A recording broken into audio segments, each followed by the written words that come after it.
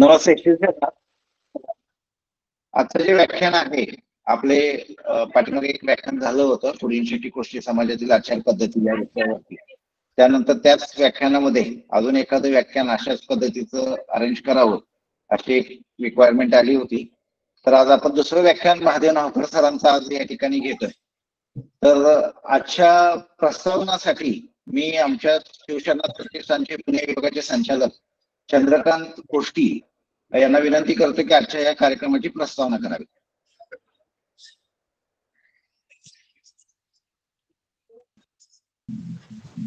Hello,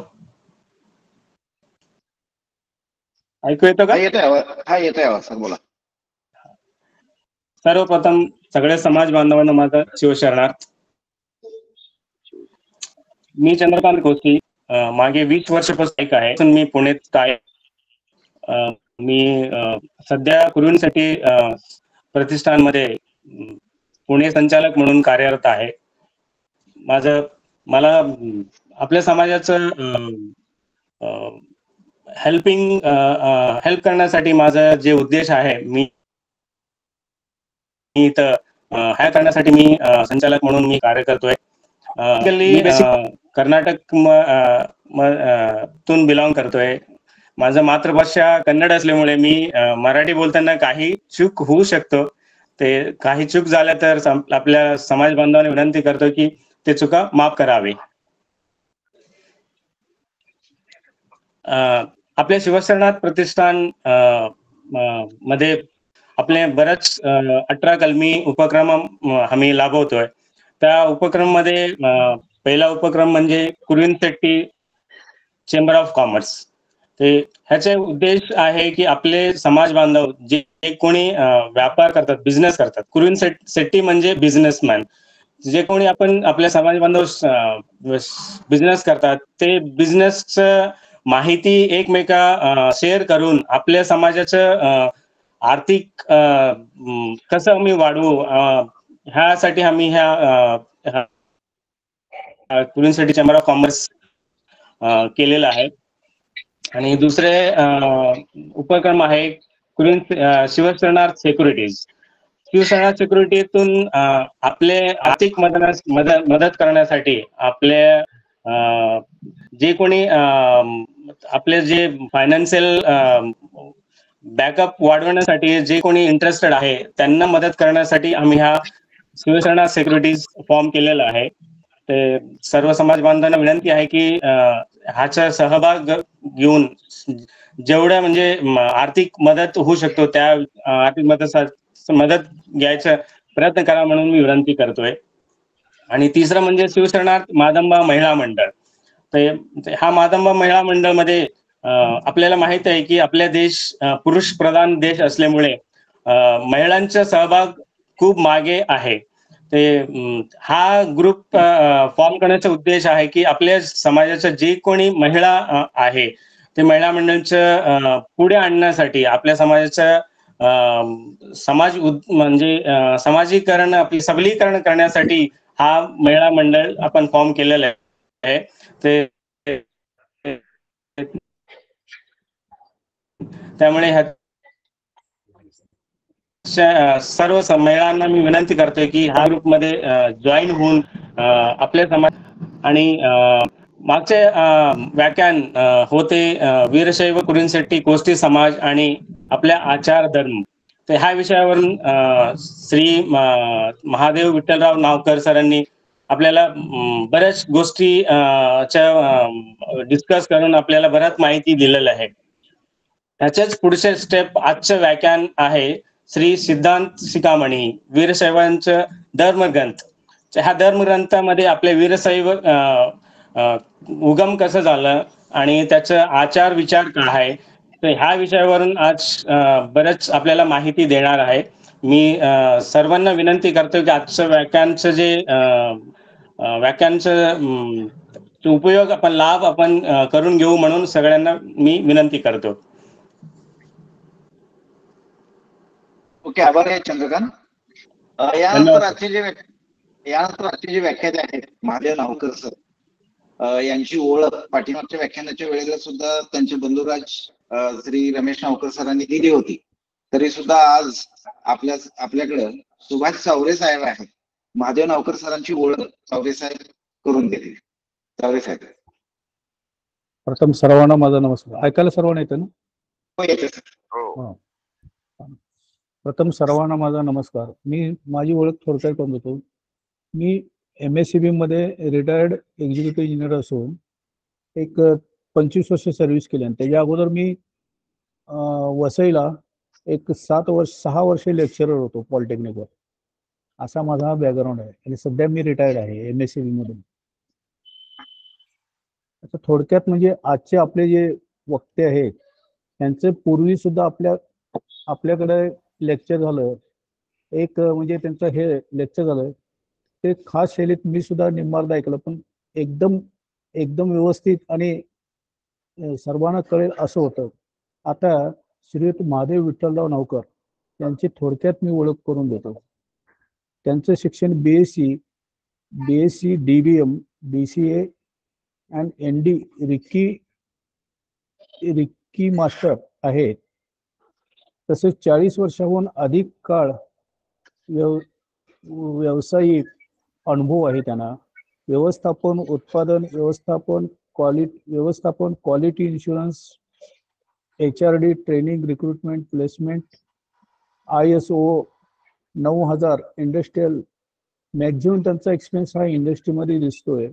आणि recruitment, placement, ISO 9000 industrial safety क्षेत्रामध्ये खालील कंपन्यांमध्ये त्यांनी काम केले: Kirloskar group, Shivaji works limited, Lakshmi foundries, दैनिक तरुण भारत, स्नेहसागर सामाजिक संस्था, ऑर्गॅनिक लिमिटेड. सुपरवायझर म्हणून जनरल मॅनेजर या पदावर कार्यरत आहेत.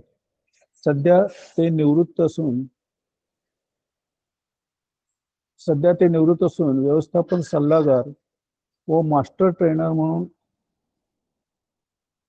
म्हणून आहेत. ट्रेनिंग कन्सल्टन्सी या फर्मच्या माध्यमातून उद्योजकता विकास या क्षेत्रात ट्रेनर म्हणून ते MCED, मिटकॉन बँक ऑफ इंडिया या ठिकाणी 150 पेक्षा अधिक व्याख्याने व प्रशिक्षणाचे कार्यक्रम त्यांनी यशस्वीपणे राबवलेले आहेत. थोडक्यात त्यांचा सामाजिक परिचय मी तुम्हाला देतो.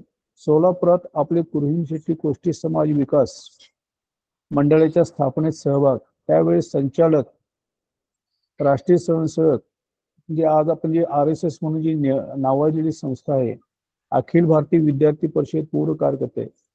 सध्या भारत विकास परिषद सोलापूर अध्यक्ष अशी जबाबदारी त्यांच्याकडे आहे. हिंदू वीरशैव लिंगायत मंच या संस्थेमध्ये ते जिल्हा स्तरावर कार्यरत आहेत. आणि वैशिष्ट्य म्हणजे पुण्यश्लोक अहिल्यादेवी होळकर सोलापूर विद्यापीठ, जगज्योती महात्मा बसवेश्वर अध्यासनावर तज्ञ सल्लागार म्हणून त्यांची नियुक्ती झालेली आहे. अशा पद्धतीने एक तज्ञ आपले संचालक किंवा एक तज्ञ व्यक्ती यांचं मार्गदर्शन आपण सर्वांना लाभतोय. त्यांची थोडक्यात ओळख मी माझ्या परीने करून दिलेली आहे. Thank you sir. मी व्याख्यात्यांना विनंती करतो की त्यांनी त्यांच्या व्याख्यानाची सुरुवात करावी. नावकर सर.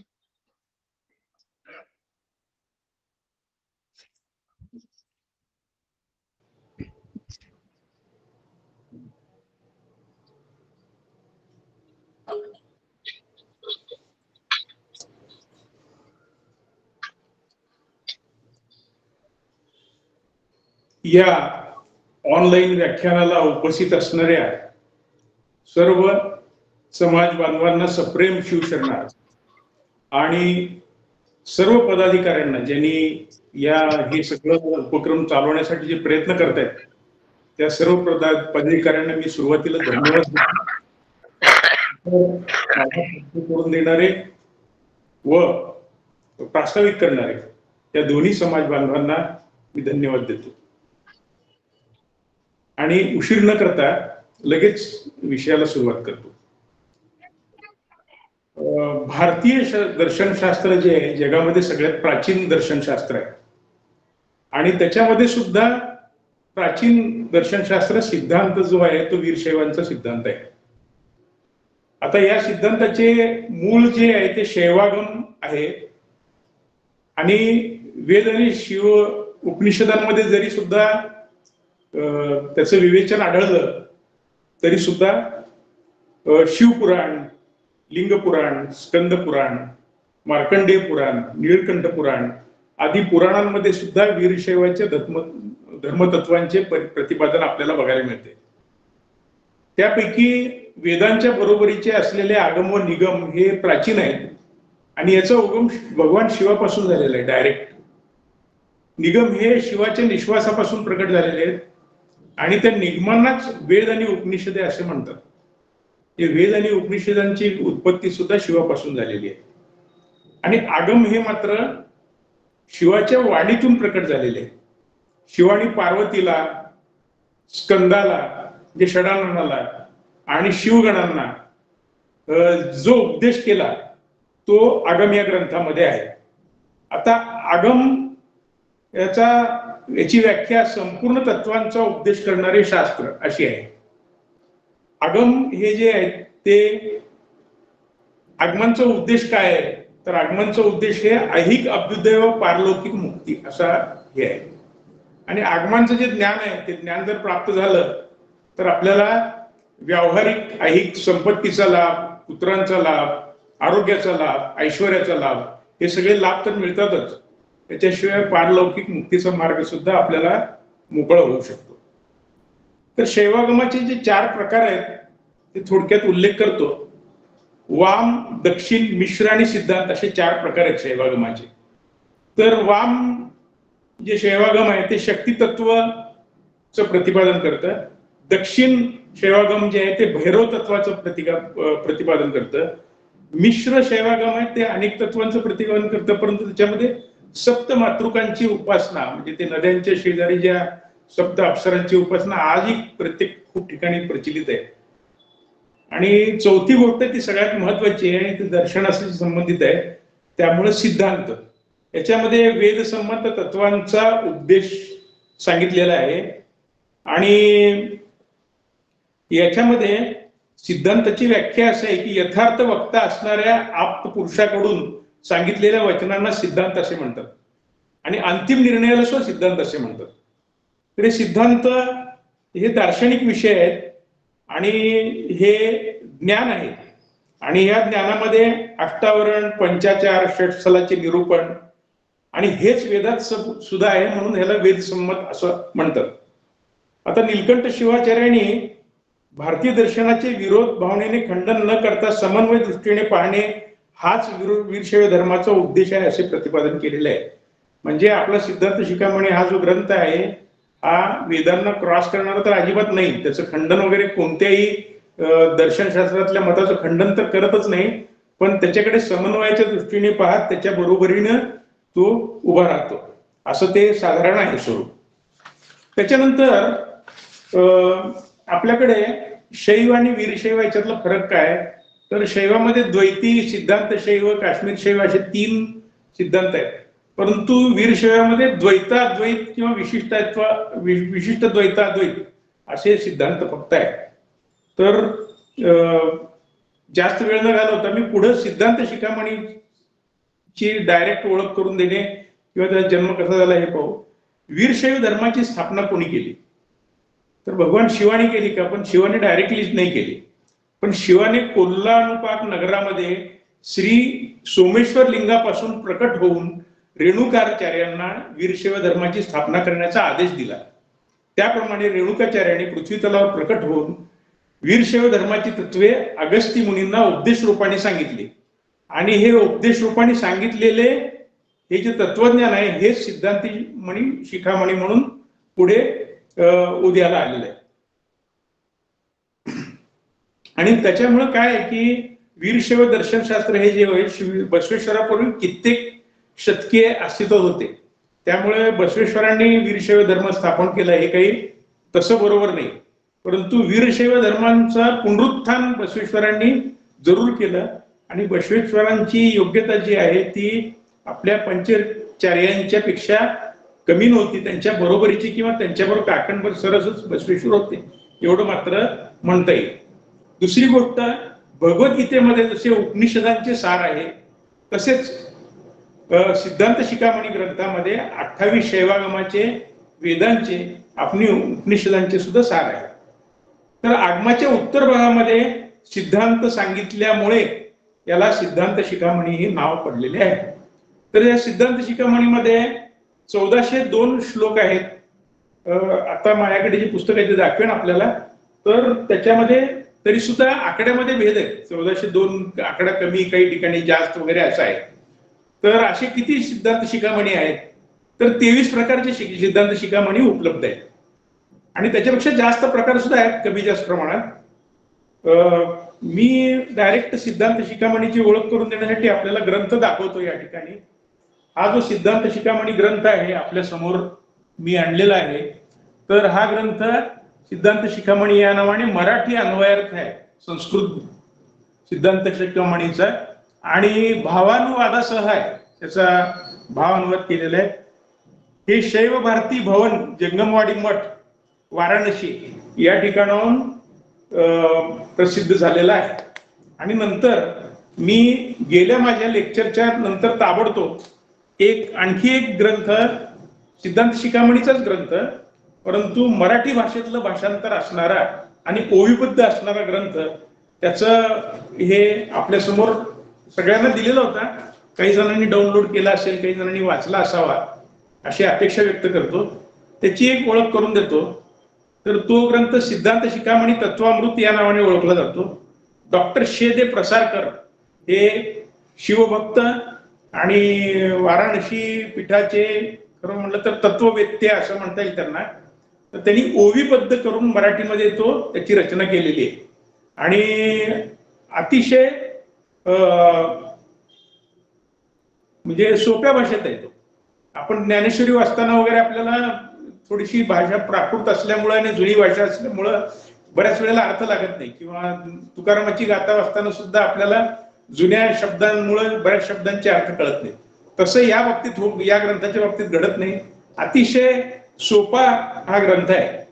आता तुम्हाला एकच ओवी त्याच्यातली सांगतो. शिवागमाचे सार सकळ, ज्या ग्रंथात बिंबले निर्मळ, तो सिद्धांत शिखामणी निखळ, वीरशैवांचा धर्मग्रंथ. एवढ्या सोप्या शब्दात त्यांनी ते वीरशैवाच्या धर्मग्रंथाचं वर्णन केलेलं आहे. तर काही ओव्या मी सांगणार आहे त्यातल्या, परंतु ओव्या सांगितल्या तर त्याचा अर्थ वगैरे असा वेळ जाईल. त्यामुळं काही ओव्या सांगून डायरेक्ट विचार मी मांडायचा प्रयत्न करणार आहे. संत ज्ञानेश्वर, एकनाथ, गीता, भागवत, मन्मथांचं परम रहस्य तसंच हा ग्रंथ आहे. तर या ग्रंथामध्ये मराठी ओव्या 3811 आहेत. त्याच्यामध्ये 108 नावं शिवाची येऊन गेलेली आहेत. त्यामुळे 108 नावाचं जप ग्रंथाचं पारायण केल्यानंतर आपोआप होतो. लिंगाष्टक सुद्धा आहे आणि षटस्थलांपैकी 101 षटस्थलांचं 101 उपस्थळामध्ये रूपांतर केलेलं आहे. ते 101 उपस्थळ ओळीने त्याच्यामध्ये प्रतिपादन केलेले आहे. त्यामुळे ते एक त्याला व्यवस्थित रचना लागलेली आहे. त्याच्यामध्ये 21 अध्याय आहेत. ते 21 अध्याय रोज एक अध्याय याप्रमाणे 21 दिवस आपण वाचू शकतो.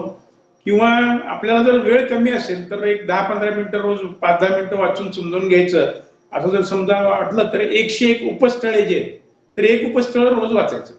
या पद्धतीने तो ग्रंथ आपण वाचू शकतो. हा ग्रंथ भगवद्गीता ग्रंथाला समतुल्य आहे. त्याच्यापेक्षा कमी नाही आणि जास्ती नाही असं आपल्याला म्हणता येईल. या ग्रंथाची अनेक भाषात भाषांतर झालेले आहेत. अगदी इंग्रजी, रशियन भाषेत सुद्धा याचं भाषांतर झालेलं आहे.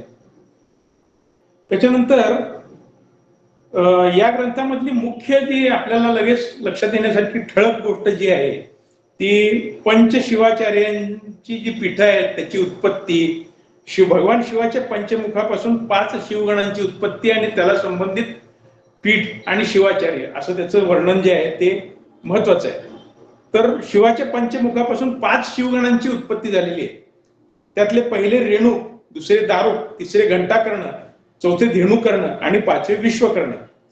तर शिवाचं जे सद्योजात मुख होतं त्याच्यापासून रेणुकाची निर्मिती झाली. शिवाचं जे वामदेव मुख होतं त्याच्यापासून दारुक शिवाचार्यांची निर्मिती झाली. अघोर मुखातून घंटाकर्ण नावाच्या शिवगणांची, शिवाचार्य म्हणण्यापैकी शिवगण म्हणूयात. त्याच्यानंतर तत्पुरुष मुखातून धेनुकर्ण या गणांची निर्मिती झाली. ईशानमुखातून विश्वकर्णा या गणांची निर्मिती झाली. तर जी पंचपीठे आहेत त्याचं वर्णन एक समजावून घेण्यासाठी आपल्याला उपयोगी आहे म्हणून त्याचं थोडक्यात वर्णन करतो, फार वेळ न घालवता. एक पहिली गोष्ट म्हणजे कोल्लीपाकूर आंध्र या ठिकाणी सोमेश्वर लिंग आहे. त्या लिंगातून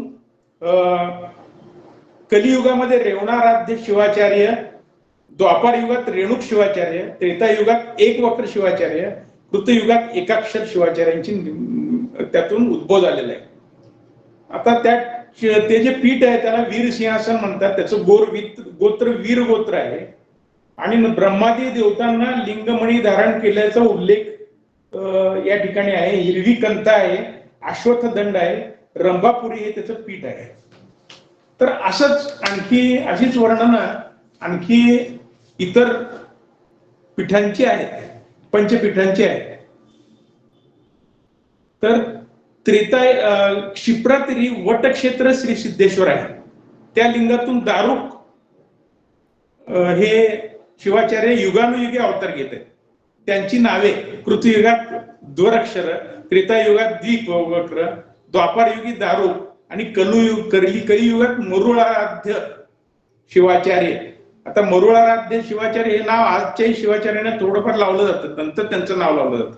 त्यांनी सद्धर्म सिंहासनाची स्थापना केली. ते उज्जैनी येते.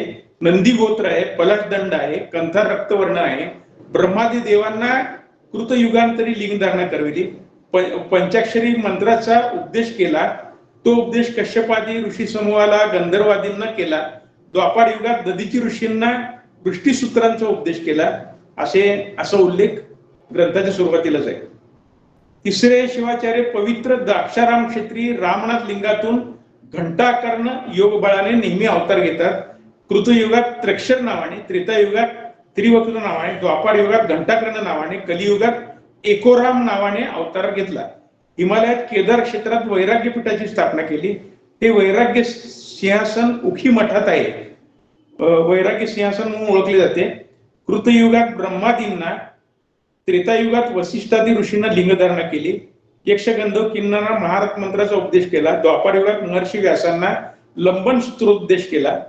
कलियुगात द्वैताद्वैत प्रकाश उजळला व कार्य समताच रामनाथ लिंगात विलीन झाले, असं त्यांचा उल्लेख याच्यात आलेला आहे. नंतर आणखी दोन शिवाचार्य राहतात, त्यांचंही थोडक्यात वर्णन सांगतो मी. आंध्र प्रदेशामध्ये श्रीशैल येथे मल्लिकार्जुन या नावाने युगी धेनुकर्ण अवतार घेतात.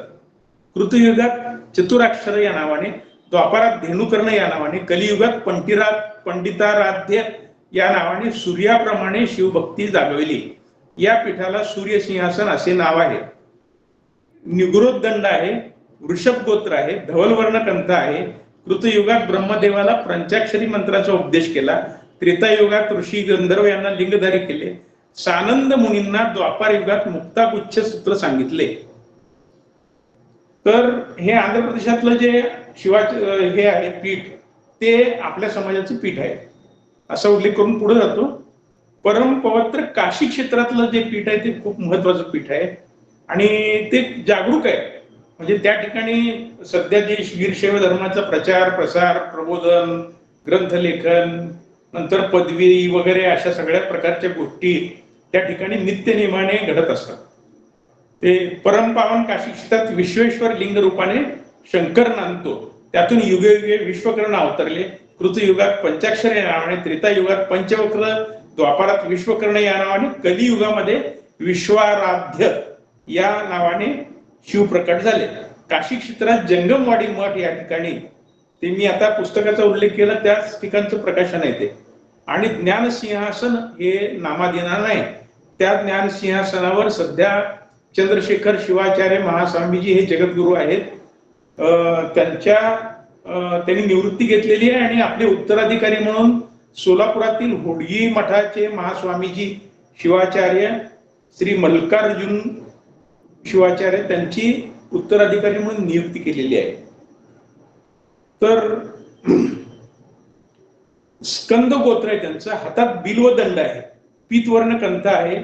चतुर्युगात पंचाक्षरी मंत्राचा उपदेश केला. कृतयुगात ब्रह्मादी देवतांना नीलरत्नांची लिंगधारणा करून मोक्षमार्ग दाखवला. त्रेतायुगात ऋषीगण गण यक्ष गंधर्व किन्नरांना रत्नलिंग देऊन महामंदिराचा उपदेश केला. तर आता हे पंचपीठ जे आहेत ना, हे पंचपीठ कलियुगामध्ये वीर वृत्तीचे, सद्धर्म पालनाचे, वैराग्याचे, तेज वृत्तीचे, ज्ञानाचे च्या पंच गुणांची शिकवण देतात.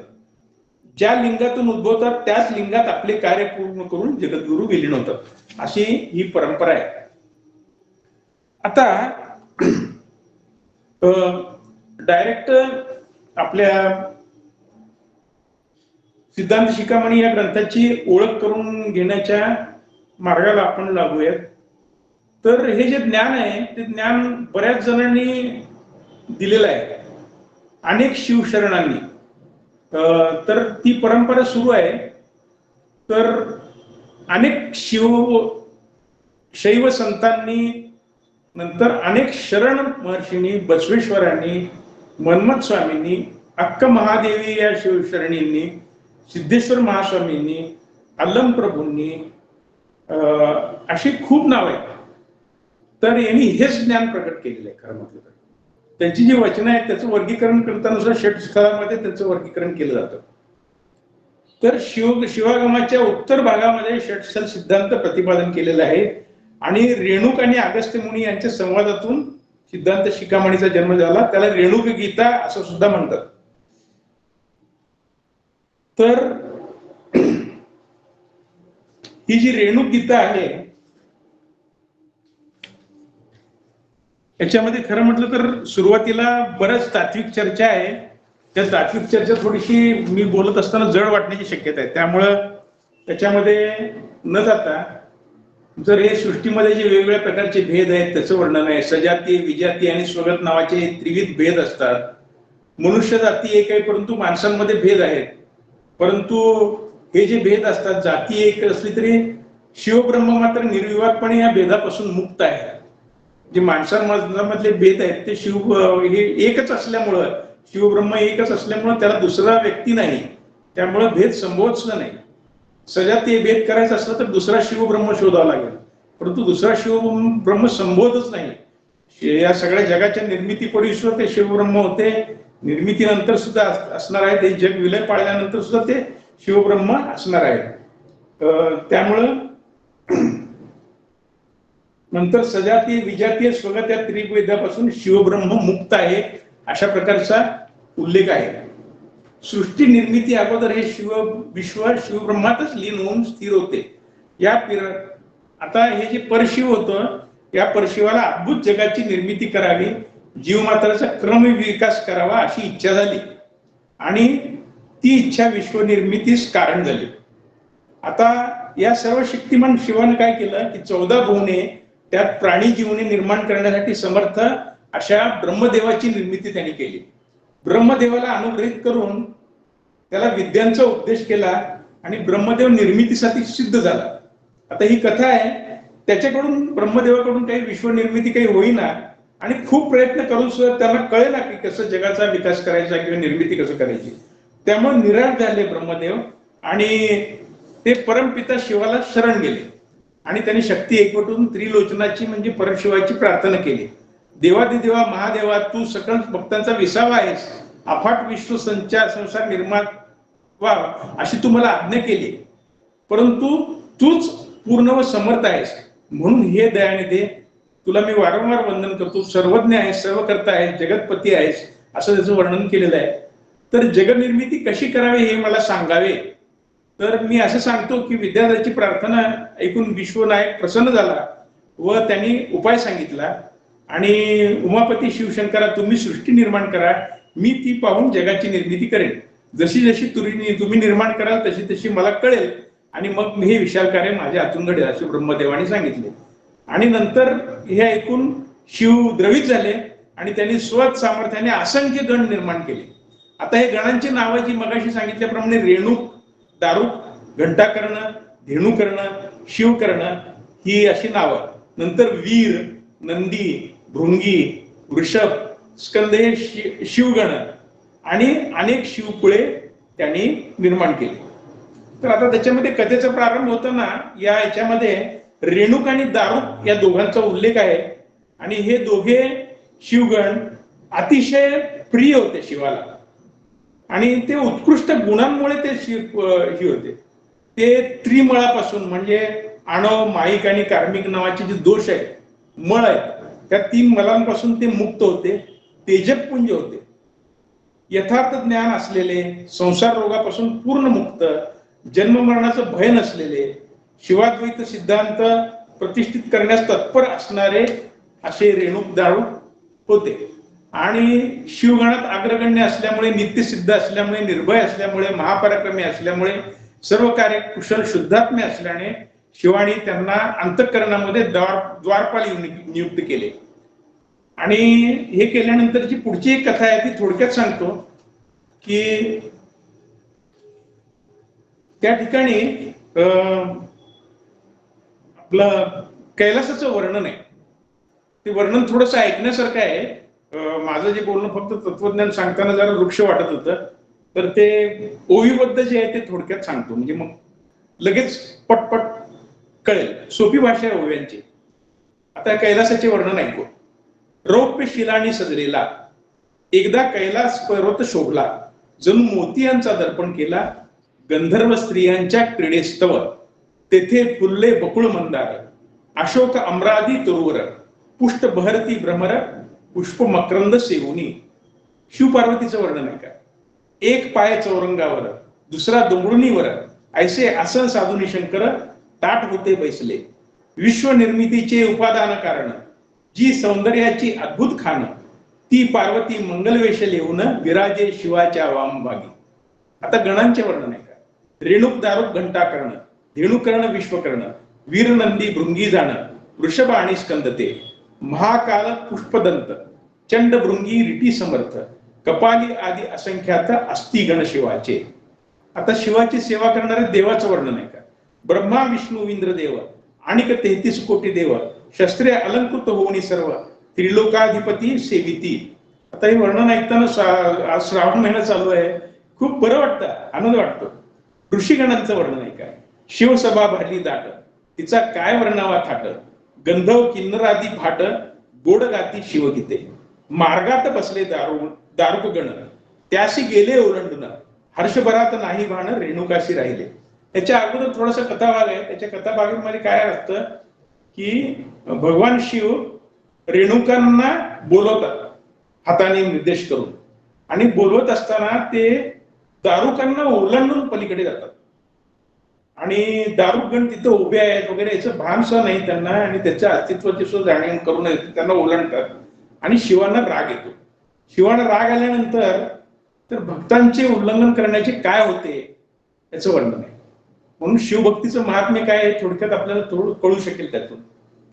जो जाई मत भक्ता ओलांडून अथवा त्याचा करी अपमान, त्याचे आयुष्य वितकुल पूर्ण आणि कीर्ती नाशते. जो जाई मत भक्ता ओलांडून अथवा त्याचा करी अपमान, त्याचे आयुष्य वित्तकुल पूर्ण आणि कीर्ती नाशते. मार्कंडेय माझा भक्त, त्याची यम अवज्ञा करीत, मग मी करता पदाघात, झाला यम नामशेष. माझा भक्त भृगु शंकू कर्ण, त्यांचा छळ करी रमारमण, तेने विष्णूचे झाले मुंडन, घ्यावे लागले जन्म 10. तर हे कारण असं आहे की त्यांनी शिवभक्तांचा अपमान केला, छळ केला, त्यामुळे रमारमण विष्णू आणि लक्ष्मीला सुद्धा अवतार घ्यावे लागले. आणि ते विष्णूचे जे 10 अवतार आहेत त्याचं कारण हे शिवाज्ञाचं हे म्हणजे काय म्हणते उल्लंघन, शिवाज्ञेचं उल्लंघन असं ते आहे. आता शिवग्रंथाचं वर्णन आहे आणि वीरशैवांचं वर्णन आहे, त्या बोधाचं वर्णन आहे, ते थोडक्यात बघू. कामिकापासून वातुलापर्यंत. आता हे शब्दांचं शब्द मी वर्णन करत नाही कारण त्यात वेळ जातो आणि त्याचा अर्थही लागत नाही मनाला. तर कामिक हा शब्द आहे आणि वातुला असा शब्द आहे. त्याच्यामध्ये मध्ये 26 आगमांचे वर्णन नाव आहे. ऐसे 28 आगम ग्रंथ शिवे उपदेशेले त्यास सिद्धांत महातंत्र नाव असे. शिवरूपी विद्येत विशेष जे रमती घेतो रस, त्या भाग्यशाली जनास वीरशैव हे नाव असे. वीरशैव ऐक्य बोधक, विद्येत जे रमती लोक, त्यास असे अन्वर्थक नाव वीर माहेश्वर, करावया शास्त्राचे अध्ययन, सांगती अनुबंध चतुष्टय जाण, अधिकारी संबंध हे विषय तीन, चौथे प्रयोजन जाणावे, ज्याची धर्मात निष्ठा अत्यंत, मुक्तीची इच्छा वसे मनात, तो वीरशैव या शास्त्रात अधिकारी जाणावा. 101 स्थळांचे ज्ञान, हाची येथील विषय महान, शिव जीवैक्य मुक्ती हे प्रयोजन जाणावे या ग्रंथाचे. हे षटस्थल कोणते, ते ऐकावे सावध चित्ते, पहिले भक्तस्थळ जाणाते, दुसरे स्थल महेश्वर. तर 6 स्थळांचं वर्णन आहे. षटस्थल सिद्धांत ज्याला म्हणतात ती 6 स्थळ. पहिलं जे आहे ते भक्त स्थळ जाणते, दुसरे स्थळ महेश्वर, तिसरे प्रसादी स्थळ, चौथे प्राणलिंग स्थळ, 5वे शरण स्थळ आणि ऐक्य स्थळ 6वे. या 6 स्थळा लागून होई वीरशैवांचे उन्नयन, अंती ऐक्यस्थळी जाऊन शिवरूप तो होतो. तर वीरशैव हे शिवरूप शेवटी होतो असं वर्णन आहे. श्रद्धा भक्ती, निष्ठा भक्ती, अवधान भक्ती, अनुभव भक्ती, आनंद भक्ती, समरस भक्ती, अशी भक्ती षडविध असं त्यांनी भक्तीचं वर्णन केलेलं आहे. कारण पहिलं जे षटस्थळ आहे ते भक्ती रसस्थळ आहे. तर भक्ती स्थळाबद्दल जर वर्णन मी खूप करत बसलो तर त्याची आवश्यकता नाही. कारण भक्ती आपल्याला माहिती आहे. आपल्या सर्व भागवत संप्रदाय किंवा वारकरी संप्रदाय किंवा सगळ्याच ठिकाणी भक्तीचं वर्णन आहे. नवविध भक्तीचं वर्णन सुद्धा सगळ्यांना ऐकून तरी कमीत कमी माहीत आहे.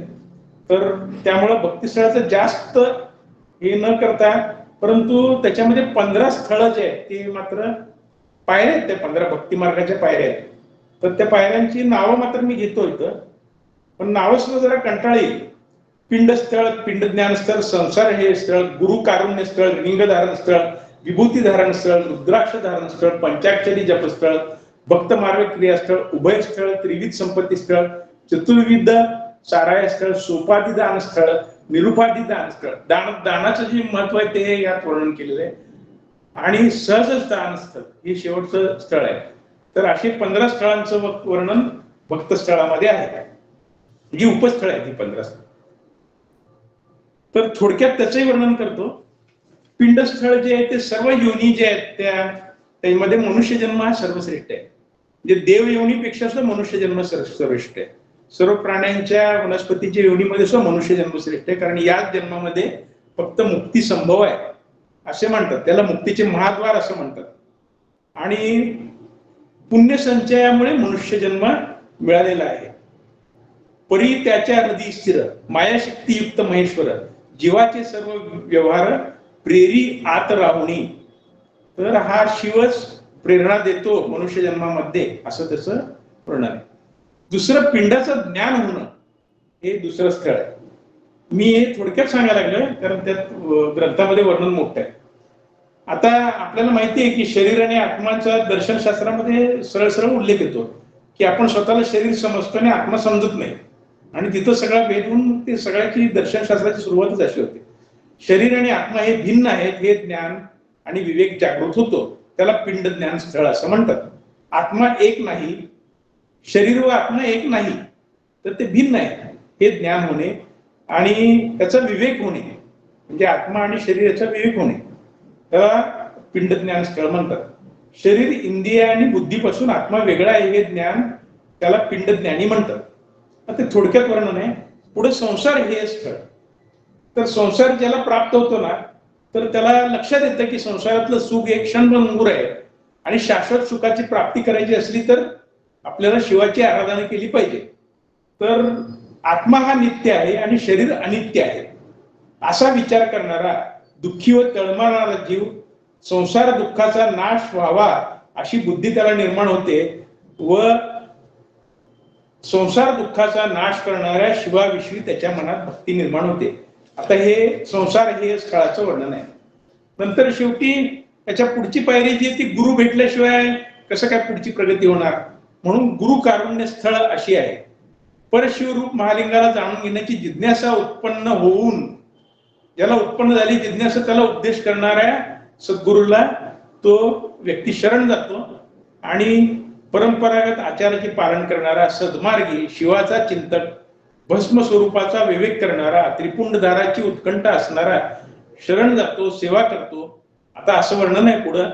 आणि परशिवाचे ज्ञान व मल माया कर्म यांचा नाश करणारा संस्कार याला दीक्षा असे म्हणतात, असे वर्णन आहे. दीक्षेचे 3 प्रकार सांगितलेले आहेत: वेद दीक्षा, क्रिया दीक्षा, मंत्र दीक्षा. तर वेद दीक्षेमध्ये काय होतं की गुरु शिष्याच्या मस्तकावर हात ठेवून त्याला शिवतत्वाला जागृत करतात आणि चिन्मय स्वरूपाचा उपदेश करतात. आणि वेद दीक्षेमध्ये काही ठिकाणी केवळ कृपा दृष्टीने सुद्धा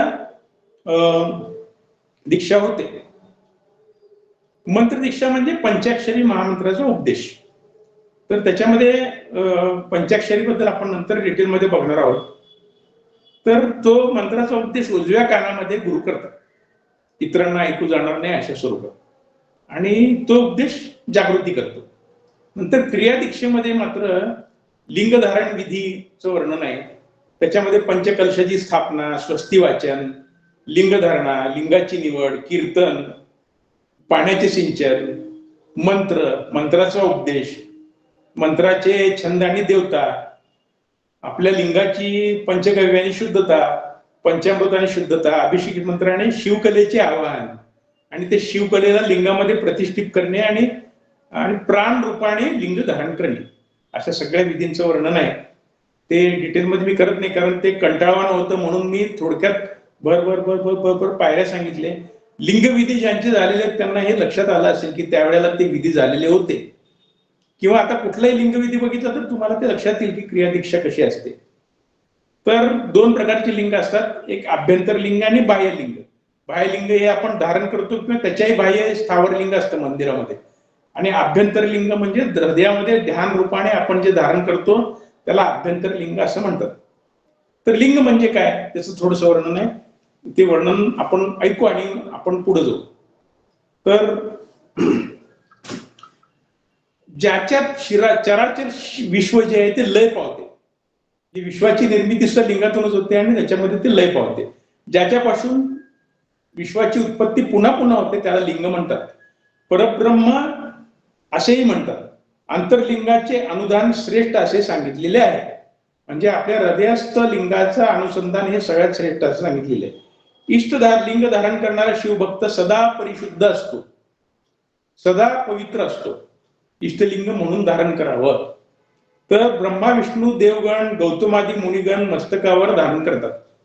देव हे मस्तकावर लिंग धारण करतात.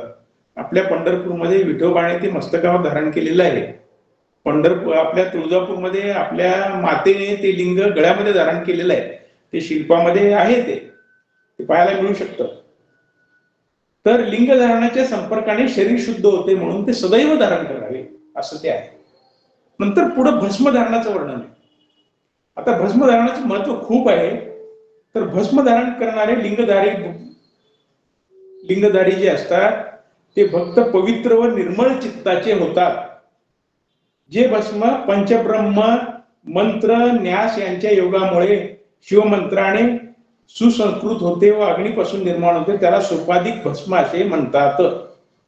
तर 5 प्रकारची भस्म आहेत: विभूती, भसित, भस्म, क्षार आणि रक्षा. त्याचे उपयोग सुद्धा आहेत.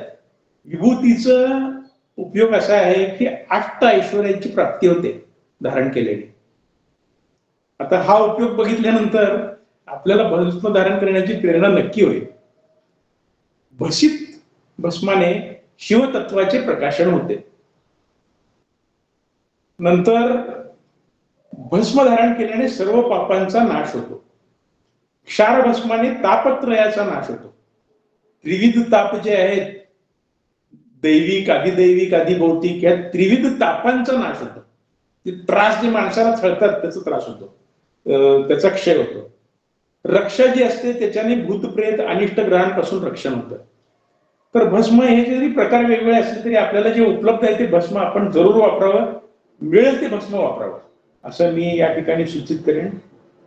त्या 5 गायींपासून भस्माची निर्मिती झाली असा उल्लेख आहे. त्या 5 गायींची नावांचा उल्लेख करतो. ते नावांचा उल्लेख आवडतील आपल्याला, ऐकायला सुद्धा आवडतील. तर ती 5 नावं आहेत. पहिली गाय आहे नंदा, भद्रा, सुरभी, सुशिला, सुमना, अशा 5 गायींची नावं आहेत. तर त्यांच्यापासून निर्माण होणारे जे भस्म आहेत ते श्रेष्ठ मानतात. आणि भस्माचं स्नान हे सगळ्यात श्रेष्ठ स्नान असं मानलेलं आहे. ते स्नान श्रेष्ठ काय आहे तर बाह्य मलाचा अभ्यंतर मलाचा नाश होतो आणि जलस्नानामुळे जे दोष निर्माण होतात त्याची सुद्धा निवृत्ती भस्म स्नानाने होते. म्हणून भस्म अवश्य धारण करावे. भस्माचं पुढं वर्णन आहे, आणखी थोडस बघूयात. 15 ठिकाणी भस्म धारण करावे असं आहे. त्रिपुंड धारण करणारा शांत व शिवस्वरूप होतो असं वर्णन आहे. सर्व देवता ऋषीगण मुनी हे त्रिपुंड धारण करतात. आपल्याला पाहिलं असेल भगवान दत्तात्रयापासून सर्व देवता हे त्रिपुंड धारण करतात. आपल्याला धारण करण्यास कसलाही प्रत्यवाय नाही. आपण धारण केलं पाहिजे असं माझं वैयक्तिक मत आहे. नंतर वीरशैवांनी त्रिपुंड अवश्य धारण करावे असं ग्रंथात वर्णन केलेलं आहे. त्याच्यानंतर भस्मधारणानंतर रुद्राक्ष धारणाचं महत्व सांगितलेलं आहे. रुद्राक्ष धारण वीरशैवांनी अवश्य धारण करावं. लहान मुलांना रुद्राक्ष धारण अवश्य करावं. गळ्यात बांधावं, मनगटात बांधावं. तर भस्म आणि रुद्राक्ष माला धारण करणारे प्रत्यक्ष शिवच होतो असं वर्णन या ग्रंथामध्ये आहे.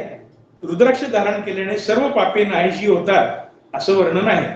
आता रुद्राक्षाची निर्मिती कसं झालं त्याचंही वर्णन आहे. ज्या वेळेला भगवान शिवाने त्रिपुरासुराचा वध केला त्यावेळेला जे त्रिपुर होते, त्रिपुर म्हणजे 3 पूर, त्या त्रिपुरासुराने 3 पुरांची निर्मिती केली होती.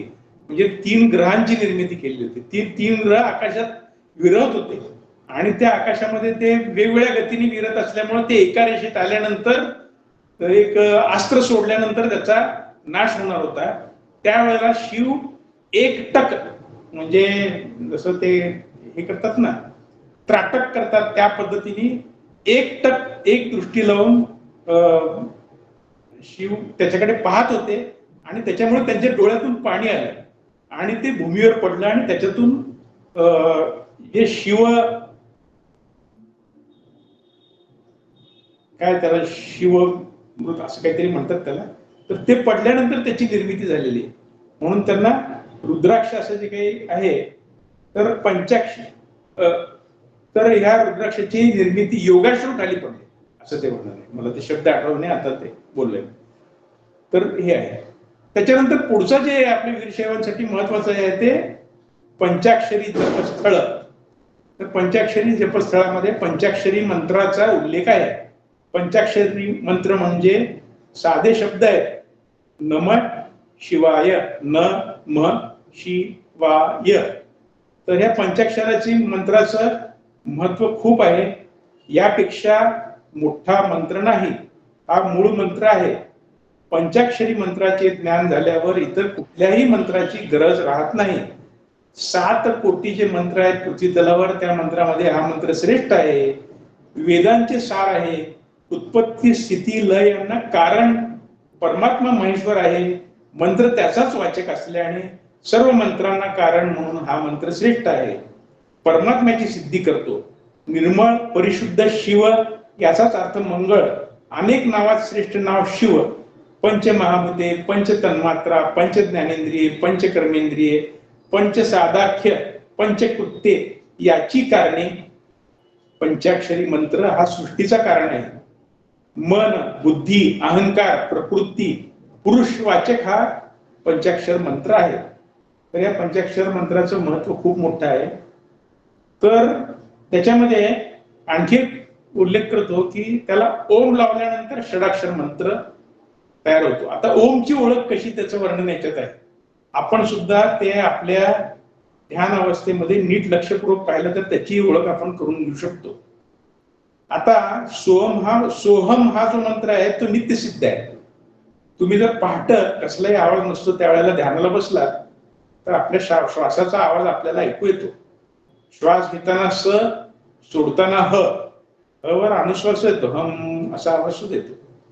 तर आता हे मी जर शब्द रूपाने जरी सांगितलं असलं तरी तो ऐकू येणारा आवाज हा वेगळा असतो आणि तोच खरा सोहम मंत्राचा आवाज किंवा ध्वनी किंवा तो मंत्र समजावा असं ते आहे.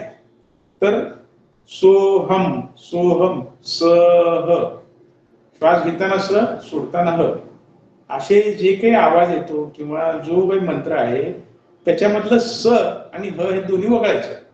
दोन्ही काढून टाकलं तर जे शिल्लक राहतं ते ओम. ओम फक्त शिल्लक राहतं. आणि ओंकाराची प्राप्ती सोहम या मंत्राने होते. आणि आपण काहीही न करता फक्त श्वासानुसंधान जरी केलं तरी ओंकाराची प्राप्ती आपल्याला होते आणि ईश्वराची प्राप्ती, मुक्ती वगैरे या सगळ्या गोष्टी शक्य आहेत. आता हे जास्त न बोलता, कारण आपला अधिकार किती आहे वगैरे तेवढंच बोलावं, जास्त बोलू नये. प्रत्येक ग्रंथात उल्लेख आलाय म्हणून याचा उल्लेख केलेला आहे. तर ओंकार हा प्रणव लागल्यानंतर ते लिंग सामरस्य युक्त परममुक्तीचे कारण म्हणतो. आणि आपल्याकडे जे प्राणलिंग स्थळ जे आहे त्याच्यामध्ये ओंकाराचा संदर्भ येतो. आणि ते प्रणव आहे, निष्कल प्रणव अधिक निष्कल शिवाचे पंचाक्षर परब्रह्म शिवस्वरूपाचे ज्ञान आणि शिवतत्वांचा बोध होतो म्हणून त्याला शिवसूत्र असं म्हणतात. तर उत्तरेकडे तोंड करून बसायचं रोज सकाळी उठल्यानंतर, स्नानानंतर आपली शिवपूजा वगैरे जी काय ती करायची आणि त्याच्यानंतर 3 वेळा प्राणायाम करून हृदयामध्ये शिवाचे चिंतन करीत या पंचाक्षर किंवा दिलेल्या षडाक्षर मंत्राचा जो काही मंत्र दिला असेल त्याचा जप करावा. मंत्राचे 3 प्रकार आहेत, एक वाचिक, उपांशु आणि मानस असे 3 जप आहेत. वाचिक म्हणजे आपला म्हटलेल्या मंत्राचा आवाज इतरांना ऐकू येत असेल तर त्याला वाचिक मंत्र म्हणतात. मनातल्या मनात म्हणजे तोंडातल्या तोंडात पुटपुटत मंत्र म्हटला, आपल्याला एकटाच ऐकू यावं अशा आवाजात जर तो मंत्र म्हटला तर त्याला उपांश मंत्र म्हणतात. आणि मनातल्या मनात मंत्र जपला तर त्याला मानस जप म्हणतात. हे 3 जप उत्तरोत्तर श्रेष्ठ आहेत. मानस जपाचं वैशिष्ट्य असं आहे की 1000 पट फळ मिळतं. म्हणजे मनातल्या मनात या पंचाक्षर किंवा षडाक्षर मंत्राचा जप केला तर 1000 पट. आणि आणखी फळ मिळायचं असेल तर यम आणि नियमांचं पालन शुद्ध अंतःकरणाने करून भस्म रुद्राक्ष धारण करून पंचाक्षरा मंत्राने नित्य शिव पूजा करावी तर शिवलोक प्राप्ती हे त्याचं फळ आहे. 1 कोटी वाजपेयी यज्ञाचं फळ यामुळे मिळतं असं उल्लेख ग्रंथात आहे. देवतांना सामर्थ्य याच मंत्रामुळे मिळालेले आहे असाही उल्लेख आहे.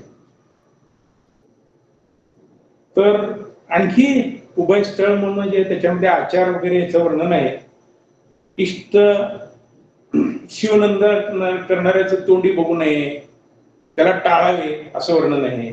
इष्टलिंग पूजेच्या वेळी जनन मरणादी सुटके पाळू नयेत. कसले सुतक नसतं वीरशैवांना, ज्यांनी लिंगधारण भस्मधारण केले त्याला सुतक नसतं असं ते आहे. ऐंशी सारखे तप नाही. वीरशैवाने कसलेही शिव महोत्सव असेल किंवा यात्रेमध्ये अन्नदान करावे असा उल्लेख आहे. शिवाबरोबर गुरुचे सुद्धा अर्चन करावे असं वर्णन आहे. शिवाज्ञेचे उल्लंघन करू नये असं वर्णन आहे. गुरुच्या आज्ञेचे उल्लंघन करू नये असं वर्णन आहे. समदृष्टीने जन्माची सुद्धा भक्ती करावी असं वर्णन आहे. विविध फळामध्ये गुरुलिंग जन्म यांचं वर्णन आहे.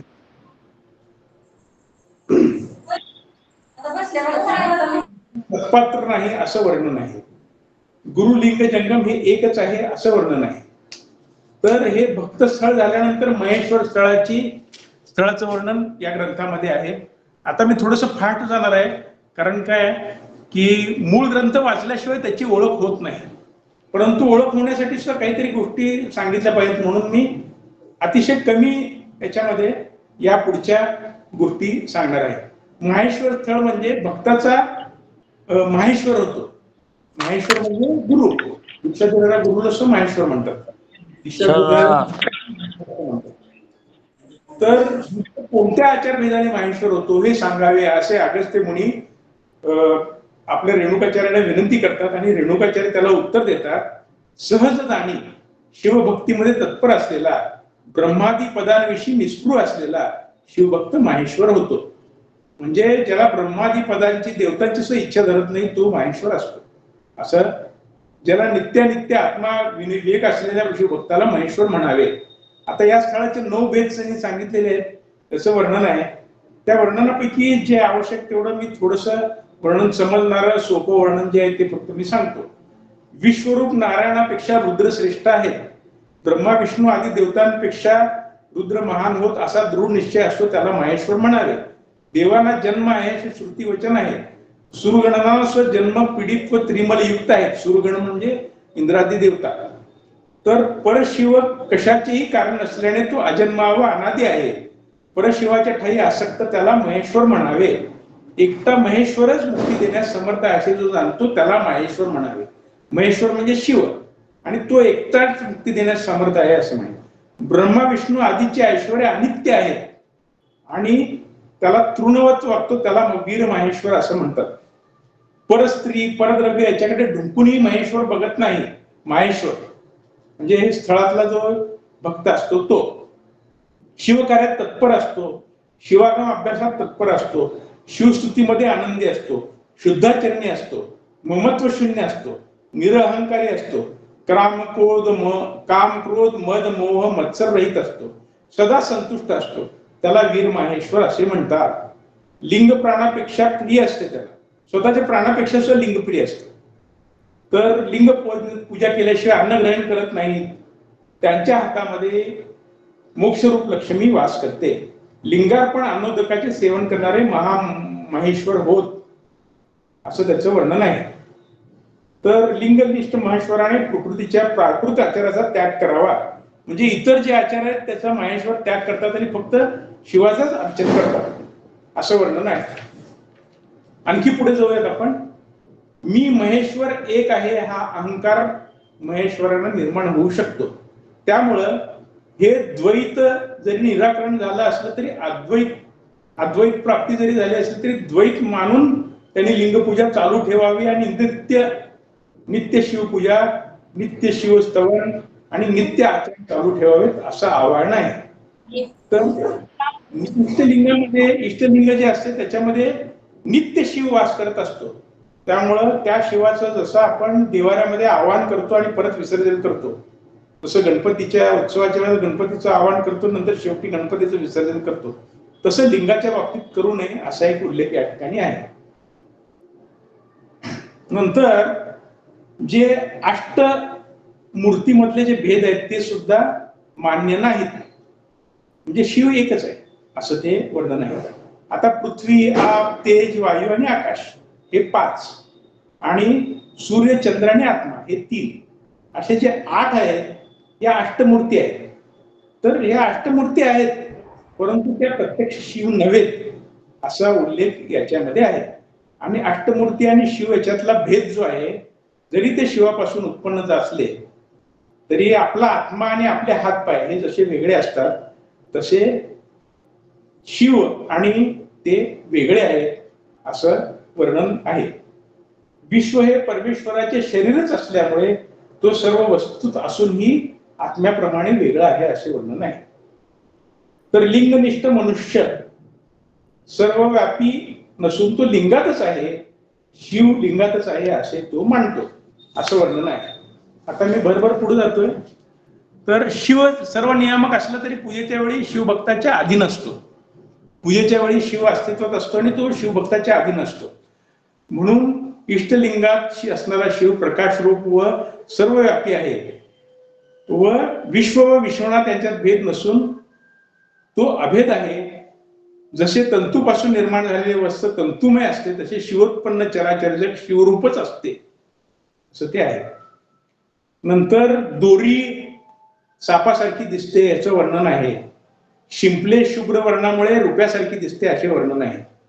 तर या दोघांचा दृष्टांत देऊन शिव परब्रह्मच त्याच्या ठाई असलेल्या विमर्शक्तीच्या स्फूर्तीस्फुरणामुळे विश्वरूप भासते. म्हणजे शिवच विश्वरूप भासतो असं वर्णन आहे. नंतर वृक्ष विकाररहित जरी असला तरी कालांतराने स्वतःच बीज रूपाने फांद्या, पाने, फुले असे उभा राहतो. त्याप्रमाणे शिव त्याच्या ठाई असलेल्या शक्तीच्या योगाने प्रस्फुरित होतो असं वर्णन आहे. तर हे झालं महेश्वर. अनन्य भक्ती करणारा महेश्वरच प्रसादी होतो. पुढचं प्रसादी स्थळ आहे ते फार महत्वाचं आहे वीरशैवांच्या दृष्टीनं आणि ते प्रसादी कसं आहे ते बघू. त्याचं थोडक्यात वर्णन करतो. महेश कसा प्रसादी होतो ते सांगा. असे अगस्त्य मुनी म्हणतात आणि रेणुकाचार्य त्यांना उत्तर देतात. तर मनाच्या निर्मलतेला म्हणजे मनाची जी स्वच्छता असते त्याला आणि मनाची जी प्रसन्नता असते त्याला प्रसाद असे म्हणतात. शिवाला अर्पण केलेले पदार्थ त्यांना शिवप्रसाद असे म्हणतात. या जगातले सर्व जे पदार्थ आहेत ते शिवाचा प्रसाद समजून जर का हे केले तर मनुष्य प्रसादी होतो. प्रसाद निर्माल्य वीरशैवांना निर्मळ होण्यास कारण आहे. तो स्वीकारणारा महेश्वरच प्रसादी होतो. शिवार्पण केलेले अन्न शुद्धान्न होय, म्हणून आपण जेवण करताना शिवाला अर्पण करून शिवाला नैवेद्य दाखवून जेवावे. ताट समोर आल्यानंतर त्याच्याभोवती पाणी फिरून शिवार्पण वस्तू म्हणावे किंवा ओम नमः शिवाय म्हणावे आणि नंतर जेवायला सुरुवात करावी. म्हणजे तो प्रसाद होतो, तो शिवाचा प्रसाद होतो आणि त्या शुद्धान्नामुळे आपली मनशुद्धी होते. महेश्वर या प्रसादाचे सेवन करून महेश्वर प्रसन्न चित्त होतो असं त्याचं वर्णन आहे. त्याची चित्तशुद्धी त्याच्यामुळेच होते. आता प्रसाद सेवनाचे फायदे काय? आता प्रसाद म्हणजे अन्न प्रसाद सुद्धा आहे आणि वस्तू प्रसाद सुद्धा आहे. दोन्ही गोष्टी लक्षात घेऊन पुढे जाऊ. आरोग्य वाढते, अंतःकरण शुद्ध होते, आध्यात्मिक अधिदैविक अधिभौतिक ताप नाहीसे होतात, विद्येची शुद्धी होते, वृद्धी होते, संकटाचा परिहार होतो, अज्ञानाचा उच्छेद होतो, ज्ञान मार्ग मोकळा होतो, वैराग्य रूपी संपत्ती वाढते, ब्रह्मानंदाची प्राप्ती होते. शिवप्रसाद मनुष्य मुमुक्षुची ज्याच्याला मुक्तीची इच्छा आहे त्यांनी अवश्य सेवन करावे शिवप्रसादाचे. शिवप्रसादाने सर्व पातकांचा नाश होतो. आता शिवप्रसाद म्हणजे पान, फूल, फळ, पाणी हे शिवप्रसादच समजावे. गुरु आणि शिव याच्यात भेद नाही, त्याप्रमाणे गुरुची सुद्धा भक्ती करावी असं ते सांगितलेलं आहे. लिंगाचं महात्म्य सांगितलेलं आहे. ब्रह्मादी देव शंकादी ऋषींनाही शिवलिंग पूजन केल्यामुळे अधिकार प्राप्त झाला असं सांगितलेलं आहे. जंगम महात्म्याचं स्थळ आहे, त्याच्यामध्ये शिवयोगी कोण? आता आपल्याकडे शिवयोगी सिद्ध रामेश्वर महाराज की जय असं म्हणतात. तर ते शिवयोग म्हणजे काय त्याचं वर्णन पुढच्या स्थळामध्ये आहे. तर ते जे लिंग महात्म्य स्थळ जे आहे त्याच्यामध्ये क्राम क्रोध मोह ज्याने जिंकला, सोने व माती याच्याकडे समदृष्टीने बघतात अशा सज्जनांना शिवयोगी म्हणावे. त्यांना शत्रुमित्र समान वाटतात. त्यांच्या दर्शनाने शिव सर्व सिद्धी प्राप्त होतात. पूजनाने मोक्ष प्राप्ती होते. शिवभक्ती मनात असते ते शिवभक्तच असतात. ज्यांच्या फक्त मनामध्ये जरी शिवभक्ती असली तरी सुद्धा ते शिवभक्तच असतात असं वर्णन आहे. सर्व वर्णातील शिवभक्त शिवासारखाच मान्य आहे. म्हणजे ब्राह्मण क्षत्रिय वैश्य शूद्र सर्व वर्णातला शिवभक्त असला तरी सुद्धा तो शिवासारखाच मान्य आहे. परिपूर्ण भक्ताच्या जातीचा विचार करण्याचे कारण नाही असं वर्णन केलेलं आहे. म्हणजे आपला जो धर्मवीर शैव धर्म आहे तो समतावादी समरसतावादी धर्म आहे. याची ओळख हे वाचताना सगळी होते, जाणवते.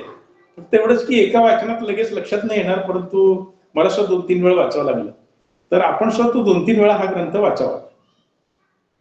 लाकूड ज्याप्रमाणे जळून भस्म होते आणि लाकूड उरत नाही, त्याप्रमाणे जो शिवभक्त आहे आणि जो आचरणाने शुद्ध आहे, जो या सगळ्या आचाराचं पालन करतो त्याच्या जातीचा विचार करण्याचा अजिबात कारण नाही असा उल्लेख या ठिकाणी आहे. आता शरण महात्म्य स्थळ असं त्याचं वर्णन आहे. शिवच रक्षक आहे असे जाणून अनन्य भावाने शरण जाणणाऱ्यांना शरण म्हणतात. शिवच रक्षक असं मानणारे जे असतात ते शरण असतात, ते शिवाला शरण गेलेले असतात. तर आपण शिवशरणार्थ त्यासाठी म्हणतो. आणि शरणस्थळ हे शरणांचं आश्रयस्थान आहे. त्या शरणस्थळाला पोचलेले शरणी असं म्हणतात. आणि सगळे शिवशरण ज्यांनी वचन लिहिली ते शरण होते असं ते आहे. शिवालाच मोक्ष मानतो त्याला शरणार्थी म्हणतात. शिवाला शरण घेणाऱ्यांना अन्य यज्ञ कर्म अन्य देवतांना तर्पण करण्याचे प्रयोजन काय? इतर देवतांना भरण्याचं काही कारण नाही शिवशरणांना, अर्थात नाही असं त्याचं उत्तर आहे. यज्ञाचे फळ जे स्वर्ग प्राप्ती आहे, स्वर्ग देखील नाशवंतच आहे. शंकराला शिवाला शरण जाणाऱ्यास अविनाशी फळ मिळते, त्यांना अन्य सत्कर्माची गरज नसते. शिवभक्ताच्या जन्मालाच जन्म म्हणावे, अन्यथा जन्मणे आणि मरणे यांचा काही उपयोग नाही. शिवलिंगातच लीन झालेल्यांचा वंश धन्य असतो, शुद्ध असून त्यांच्या जन्माचे सार्थक झाले असे समजावे. शिवाचा प्रसाद झाल्यावर तो तात्काळ मुक्त होतो असे म्हणतात. शिवभावनेने मुक्त अशा प्रसादीलाच प्राणलिंगी म्हणतात. तर शिवभावनेने युक्त असा जो प्रसादी असतो, प्रसाद स्थळामध्ये तो येऊन पुढे आलेला जो असतो त्यालाच प्राणलिंगी असे म्हणतात. आता प्राणलिंगाचं वर्णन खरंच इथं ग्रेट आहे, ते नीट डिटेलमध्ये वाचण्यासारखं आहे, परंतु मी शॉर्ट मध्ये ते आपल्याला सांगतो. भक्तच महेश्वर होतो, प्रसादी होतो, तो प्राणलिंगी कसा होतो हे सांगावे असे अगस्त्य मुनी प्रश्न विचारतात आणि रेणुक त्यांना उत्तर देतात. चिदलिंग ब्रह्म हेच शिवलिंग, त्याची शक्ती प्राणस्वरूप आहे.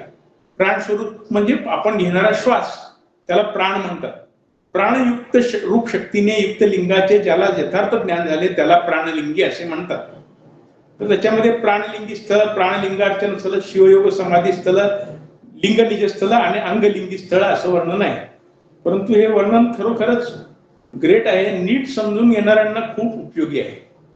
आणि त्याची अनुभूती आपण ज्या वेळेला ध्यान अवस्थेमध्ये बसतो, शरीराकडे बघत, श्वास निश्वासाकडे बघत, त्याची अनुभूती आपल्याला येऊ शकते. तर योग मार्गावर मूलाधाराचा निरोध करून प्राणवायूशी अपान वायूला संघटित केल्यामुळे नाभी कंद मध्यात बेंबीमध्ये जी ज्योती उत्पन्न होते तीच प्राणलिंग होय.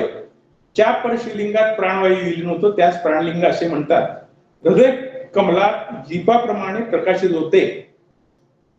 प्राणलिंग हृदय कमलात दीपाप्रमाणे प्रकाशित होते, म्हणजे आपल्या हृदयामध्ये त्याची जाणीव होऊ शकते, आपल्याला होते सुद्धा ध्यानात बसल्यानंतर.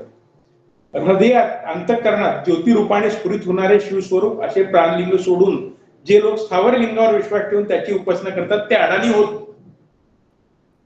असं सरळ म्हटलेलं आहे. मनाचा लय साधणाऱ्यास चिदानंदमय प्राणलिंगात मनाचा लय साधणाऱ्यास प्राणलिंगी म्हणावे असं म्हटलेलं आहे. प्रत्येकाच्या अंतःकरणात मी आहे, अहम स्मी अशी स्पंदित होणारी स्फूर्तीच प्राणशक्ती होय. प्राणशक्ती विशिष्ट अहमबोधालाच प्राणलिंग असे म्हणतात. मी चैतन्य असा बोध तोच प्राणलिंग होय असं त्याचं वर्णन आहे. हे वर्णन डिटेलमध्ये वाचावं, मी थोडक्यामध्ये शॉर्ट मध्ये करत असताना त्याचं थोडस अर्थ सुद्धा कमी होऊ शकतो, परंतु अर्थ कळावा म्हणून सोपं करण्यासाठी म्हणून मी सांगितलं. तर प्राणलिंगार्चन स्थळ, तर प्राणलिंगाचं अर्चन कसं करावं असं त्याचं वर्णन आहे. एक तर वर्णन खूपच सुंदर आहे. आपल्या शरीरामध्ये पंच प्राणवायू आहेत हे आपल्याला माहिती आहे, त्याला नावं सुद्धा आहेत. प्राण, अपान, व्यान, समान, उदान ही 5 नाव आहेत त्या पंचवायूंना.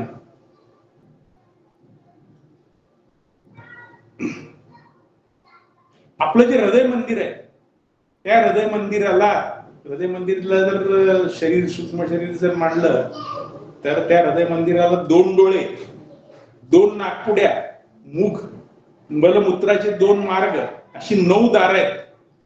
तर ती बंद केल्यावर हृदय मंदिराच्या गाभाऱ्यात शिवज्ञान रूपी जो दीप प्रकाशतो त्याला प्राणलिंग असं म्हणतात. सद्भाव रूपी वस्तूंनी या प्राणलिंगाची नेहमी पूजा करावी. ती मनातल्या मनात करायची पूजा आहे ध्यानाला बसल्यानंतर. आता याच्यामध्ये भावाचं वर्णन केलेलं आहे बरं का. ते वर्णन जरा मनोहर आहे म्हणून मी व्यक्त करतो, जे कोणी ऐकतात त्यांनी जरा लक्षपूर्वक ऐकावं.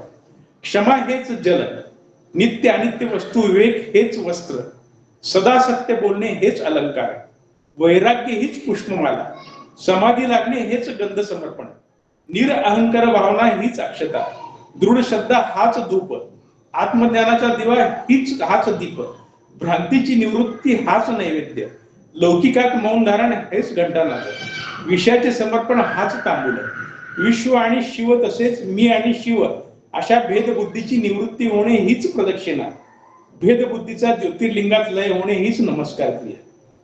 तर आता ह्या भावाचं वर्णन जर समजा अशा पद्धतीने त्या प्राणलिंगाची उपासना केली तर जी समाधी प्राप्त होते आणि प्राणलिंग लिंगांग रूप शिव जीव सामरस्य अनुसंधान ही जी संपत्ती प्राप्त होते त्याला शिवयोग समाधी असे नाव आहे. आता हे शब्दांचं वर्णन आहे, याची अनुभूती येऊ शकते, येते, एवढाच उल्लेख करतो. आता आणखी एक उल्लेख करतो, आपल्याला त्याच्याकडे लक्ष दिलं पाहिजे. ते दिल्याशिवाय हे प्राणलिंग स्थळ पूर्ण होत नाही. आपल्या शरीरामध्ये आपला जे मेरुदंड आहे त्या मेरुदंडामध्ये सप्तचक्र आहे. त्याचं वर्णन सुद्धा या ठिकाणी या ग्रंथात आलेलं आहे. तर मूलाधार म्हणजे आपल्या मेरुदंडाच्या मुळाशी मूलाधार, नंतर आपल्या जननेंद्रियाच्या बरोबर पाठीमागे स्वाधिष्ठान, नंतर आपली बेंबी ज्या ठिकाणी आहे त्याच्या पाठीमागे मणिपूर, त्याच्यानंतर आपलं हृदय ज्या ठिकाणी आहे त्या ठिकाणी अनाहत, नंतर आपलं कंठ ज्या ठिकाणी आहे त्या ठिकाणी विशुद्धी, त्याच्यानंतर आपलं भूमध्य ज्या ठिकाणी आहे त्या ठिकाणी आज्ञा असे, आणि नंतर मस्तकावर सहस्त्रार असे 6 चक्राचं वर्णन या ग्रंथात आहे, परंतु ती 7 चक्र आहे. तर परत एकदा नावं घेतो. मूलाधार चक्र, स्वाधिष्ठान चक्र, मणिपूर चक्र बेंबीजवळ, मूलाधार आणि मणिपूर मध्ये स्वाधिष्ठान चक्र, मूलाधार स्वाधिष्ठान मणिपूर क्रमाने 3, त्याच्यानंतर हृदयामध्ये अनाहत, कंठामध्ये विशुद्धी आणि मस्तकावर आज्ञा. तर या ठिकाणी अनुक्रमाने मूलाधारापासून पाहत जायचं. 4, 6, 10, 12 आणि 16 आणि 2 हे 6 अंक मी सांगितले. परत एकदा सांगतो. 4, 6, 10, 12, 16 आणि 2 आणि सहस्त्रार चक्रात 1000 अशा पाकळ्यांची कमळे असतात. म्हणजे अशा पाकळ्यांची कमळे या 6 चक्रांमध्ये असतात. भूमध्यावर असलेल्या ब्रह्मरुद्रामध्ये सहस्त्रदल कमळ असते. म्हणजे भूमध्यावर जे कमळ आहे तिथून उगम जे सहस्त्र कमळाचं वर्णन होतं, तिथं सहस्त्रदल कमळ असते. त्याच्या मध्यावर केशाग्र प्रमाण म्हणजे केस जेवढी जाडी आहे तेवढं प्रमाण असलेला हे भूमध्याच्या पाठीमाग जे आहे त्या ठिकाणी एक छिद्र आहे, रंध्र आहे असे समजावे. किती केवढं रंध्र आहे? केसाच्या जाडी एवढं. तर त्या ठिकाणी शिव विराजमान असतात. तो मीच आहे अशा प्रकारे अभेद चिंतन करावे. हीच सकल शिव समाधी होय असं वर्णन ग्रंथात आलेलं आहे. आता ग्रंथ आपण स्वतःच वाचावा आणि मग नंतर त्याची अनुभूती घ्यावी. अनुभूती घ्यावी म्हणण्यापेक्षा त्याचा आनंद लुटावा. निदान वर्णनाचा आनंद लुटायला काही अडचण नाही. बोध घ्यायला सुद्धा अडचण नाही. बोधामुळे सुद्धा आनंद होतो. म्हणजे प्रत्यक्ष अनुभूती आल्यावर तर तो होणारा आनंद वेगळा असतो. महालिंग मीच आहे अशी गुणवृत्ती लिंग निजस्थळी असे म्हणतात. आता निजस्थळी म्हणजे आपल्या हृदयामध्ये जे लिंग आहे ते महालिंग आहे अशी ज्या वेळेला अवस्था प्राप्त होते त्याला निजलिंग स्थळी असे म्हणतात. ब्रह्मा विष्णू आदी देवदेवता वेद पुराण आदी विद्या ज्यात लय पावतात व ज्यातून पुन्हा उत्पन्न होतात त्या ब्रह्माला लिंग असे म्हणतात. आता हे लिंग म्हणजे माझे स्वरूप आहे असे ध्यान म्हणजे निजलिंगमय अवस्था त्यावेळी प्राप्त होते. आता 5वं जे स्थळ आहे ते अंगलिंग स्थळ. तर हे शेवटचं स्थळ आहे. जीवलिंग या दोन्हीचे ज्ञान ज्या प्राणलिंगीला असते त्याला अंगलिंगी असे म्हणतात. अंगात लिंग सामरस्याने असते. हृदयस्थ ज्योतिर्मय लिंगाला जाणतो व ध्यान करतो त्याला अंगलिंगी म्हणतात. लिंगच प्रत्यक्ष मोक्ष आहे. देहधारी असला तरी तो मुक्त आहे. महाज्ञानी श्रेष्ठ गुरु आहे असे मानावे. तर अशा पूर्ण अवस्थेत पोचलेला शरण पुढच्या शरण स्थळाचा अधिकारी होतो. आता पुढचं एक शरण स्थळ आहे त्याचं वर्णन करतो. थोडासा वेळ चाललेला आहे परंतु साधारणपणे आता मी थोडस वेगाने घेतो आणि 5 मिनिटांमध्ये आपलं हे संपवतो. कारण मला जाणीव आहे की लोक ऐकायला लागले परंतु थोडंफार ते ऐकताना त्यांना कंटाळा सुद्धा येत असेल. जे लक्षपूर्वक ऐकतायत ज्यांना थोडीफार पूर्वी माहिती आहे ते रस घेऊन ऐकत असतील. परंतु तरी सुद्धा मी आणखी सोपं सांगायचा प्रयत्न करतो आणि लवकरात लवकर संपवायचाही प्रयत्न करतो. प्राणलिंगी कशा प्रकारे शरण होतो असे अगस्त्य मुनी विचारतात आणि त्याला उत्तर देताना रेणुकाचार्य सांगतात की लिंग सामरस्याचा अनुभव घेणारा अंगलिंगी प्राणलिंगी शिवज्ञान संपन्न असतो. तो सती व शिवपती समजावा. पती पत्नीचे जे सुख असते तसेच लिंग सामरस्याचे जे सुख अनुभवणाऱ्या प्राणलिंगीला शरण म्हणावे. म्हणजे पती पत्नीला जसं सुख प्राप्त होतं तसंच सुख शिव आणि सती, शिव आणि सती म्हणजे पुरुष असू दे स्त्री असू दे त्याला सतीच म्हणायचं, आणि शिव हा पती. तर ते जे ऐक्य होतं त्यावेळेला जे अनुभूती होती आणि तो जो आनंद होतो आणि त्या लिंग सामरस्याचे सुख भोगणाऱ्या अनुभवी प्राणलिंगीला शरण असे म्हणावे. हे शरण स्थळ आहे. अजून पुढचं ऐक्य स्थळ 6वं स्थळ लांब आहे. तर शरण स्थळाचं थोडंसं वर्णन बघू आणि लगेच ऐक्य स्थळाकडे आपण जाऊ. 4 पोटभेद आहेत. शरण स्थळ, तामस वर्जन स्थळ, वर्जन स्थळ, निर्देश स्थळ आणि शील संपादन स्थळ. एक निष्ठेने शिवाची शरण सेवा करतो तो शरण. शरण अन्य देवतांची अपेक्षा करत नाहीत. अविचल निष्ठा त्यांची शिवामध्येच असते. शरण अन्य देवाला शरण जात नाहीत. अनन्य भावाने शिवाला शरण जाणारा तो शरण होय. तर नंतर तामस जे गुण आहेत त्याचं विसर्जन शरण करतो. तर त्याच्यामध्ये शम, दम आणि विरक्ती या तिन्हींचा उल्लेख आहे. शम म्हणजे काय? आंतर इंद्रियांचा निग्रह. तर मनामध्ये जे विकार असतात ते षडरिपू ज्याला म्हणतात ना, षडरिपू कोणकोणते? तर अहंकार, मोह, माया, ममता, मत्सर हे जे मनाचे विकार आहेत त्याचा जो इंद्रिय निग्रह केल्यानंतर शांती त्याला प्राप्त होते त्याला शम म्हणतात. नंतर बाह्य इंद्रिय जे पंचेंद्रिय आहेत त्यांचा निग्रह केल्यानंतर जी प्राप्ती होते त्याला दम म्हणतात. आणि विषयांची विरक्ती याला वैराग्य म्हणतात. तर ह्याचा नाश करणे याला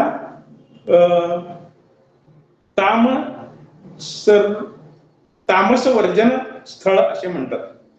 तर 10 गुण आहेत त्याचे गुणांचं स्वीकार करतात. तर ते 10 गुण कोणकोणते आहेत ते बघू. अखंड ज्ञान, पूर्ण भावना, क्षमा, कारुण्य, भूतदया, सत्यश्रद्धा, विश्वास, शिवभक्ती व श्रेष्ठ शिवाचार हे 10 गुण होत आणि ते सात्विक होय.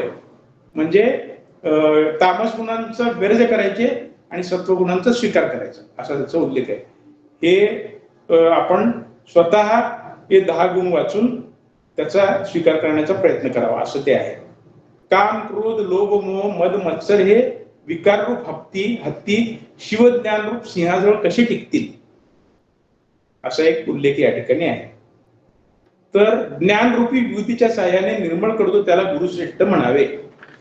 आता शिवज्ञानाचा साक्षात्कार झालेल्या गुरुचा कृपाकटाक्ष लाभल्यावर जगात कोणती गोष्ट दुर्लभ आहे? भोग मोग मोक्षदायी सर्व सिद्धी त्याला प्राप्त होतात. मोक्ष प्राप्ती करून घेणारे कल्पतरू गुरु दुर्मिळ आहेत. जगातील इतर लौकिक गुरूंपेक्षा शिवाद्वैत तत्पर असा परमगुरु श्रेष्ठ आहे असं वर्णन आहे. आणि नंतर त्यातलं जे स्थळ आहे शरणांमधलं शेवटचं स्थळ शील संपादन. शील म्हणजे चारित्र्य संपादन असा त्याचा अर्थ आहे. शिवतत्व समजून घेण्याच्या जिज्ञासेला शील असे म्हणतात. परब्रह्मस्वरूप शिवाच्या ठिकाणी चित्त स्थिर ठेवणाऱ्यास ज्ञानी लोक शील असे संबोधतात. शिवाचे ज्ञान हेच उत्तम ज्ञान असे मानणे हे शिवध्यानाशिवाय अन्य कोणतेही ध्यान नसणे, शिवध्यानाशिवाय इतर कोणतेही ध्यान नसणे, शिवप्राप्तीची उत्कंठा असणे याला शील असे म्हणतात. शिवज्ञानात ज्याचे मन सदैव गुंतलेले असते त्याला शीलवंत असे म्हणतात. आता काही आडनाव शीलवंत आहेत असं आपण बघितलेली आहे वीरशैवांमध्ये. तर शिलाचे अलंकार धारण करणारा शै तो ऐक्यस्थळी पावतो असं जे आहे. आता ऐक्यस्थळाचं थोडंसं वर्णन आपण बघू. त्या ऐक्यस्थळाचं वर्णन खूप दीर्घ आहे, त्याचे अनेक पानं आहेत, परंतु तरी सुद्धा मी थोडक्यात 1-2 मिनिटात त्याचं वर्णन करतो. जो शिवानंदाच्या महासमुद्रात नेहमी बुडालेला असतो त्याच्या स्थितीला ऐक्यस्थळ असे म्हणतात. ज्याचे मन निष्पाप असते, जो शिवोहम भावनेने शिवलिंगाशी ऐक्य पावतो व त्याचे निरंतर चिंतन करतो अशा शरणात ऐक्य स्थितीची प्राप्ती प्राप्त होते. वैभव दिसत नसून त्याला सर्व जग शिवमय दिसते. मायेचा पसारा त्याला दिसत नाही परंतु जग शिवमय दिसते. अनेक ब्रह्मांडरूपी बुडबुडे 36 तत्वांचे तरंग असणारा मायारूपी समुद्र शिवैक्य रूपी वडवाग्नीत जळून नष्ट होतो, म्हणून शिवैक्य अवस्थेत माया निर्मित सर्व प्रपंच नाहीसा होतो. आता हे सगळे वर्णन आहेत. त्याच्यामध्ये मायाशक्तीच्या संकोचाने दोनोतील भेद नाहीसा होऊन शिव आणि जीव अभेद निर्माण होतो. ऐक्यस्थळी जीव शिव एकरूपच असतात. आता ही थोडक्यात वर्णन वाचतोय.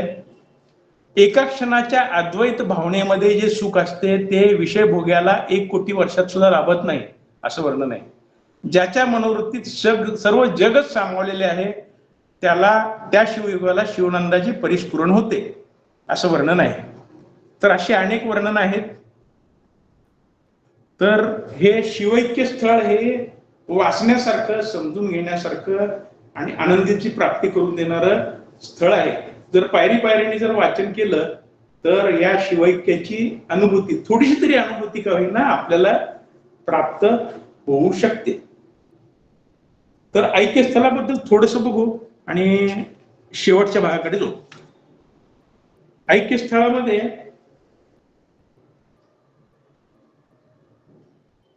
अभेदरूप लक्षार्थ चिद्रूप शिवयोग्याला प्रसाद स्वीकारल्यामुळे स्वीकृत प्रसादी या नावाने ओळखले जाते.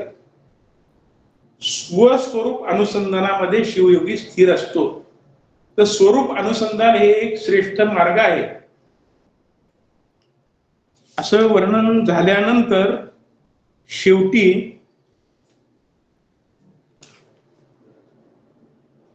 नऊ प्रकारच्या लिंगाचं वर्णन या शेवटच्या ऐक्यस्थळामध्ये आहे.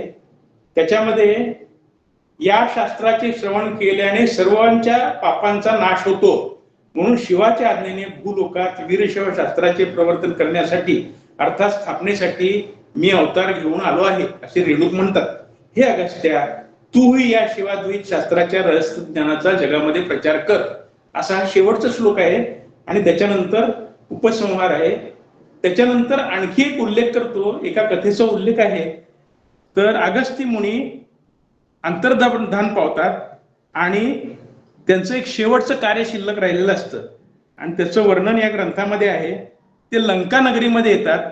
बिभीषण राजवाड्यामध्ये त्यांचं स्वागत करतात, पाद्यादी उपचाराने त्यांची पूजा करतात आणि नंतर त्यांना विनंती करतात. विनंती काय करतात? माझ्यासारखा श्रेष्ठ या जगात कोणीही नाही.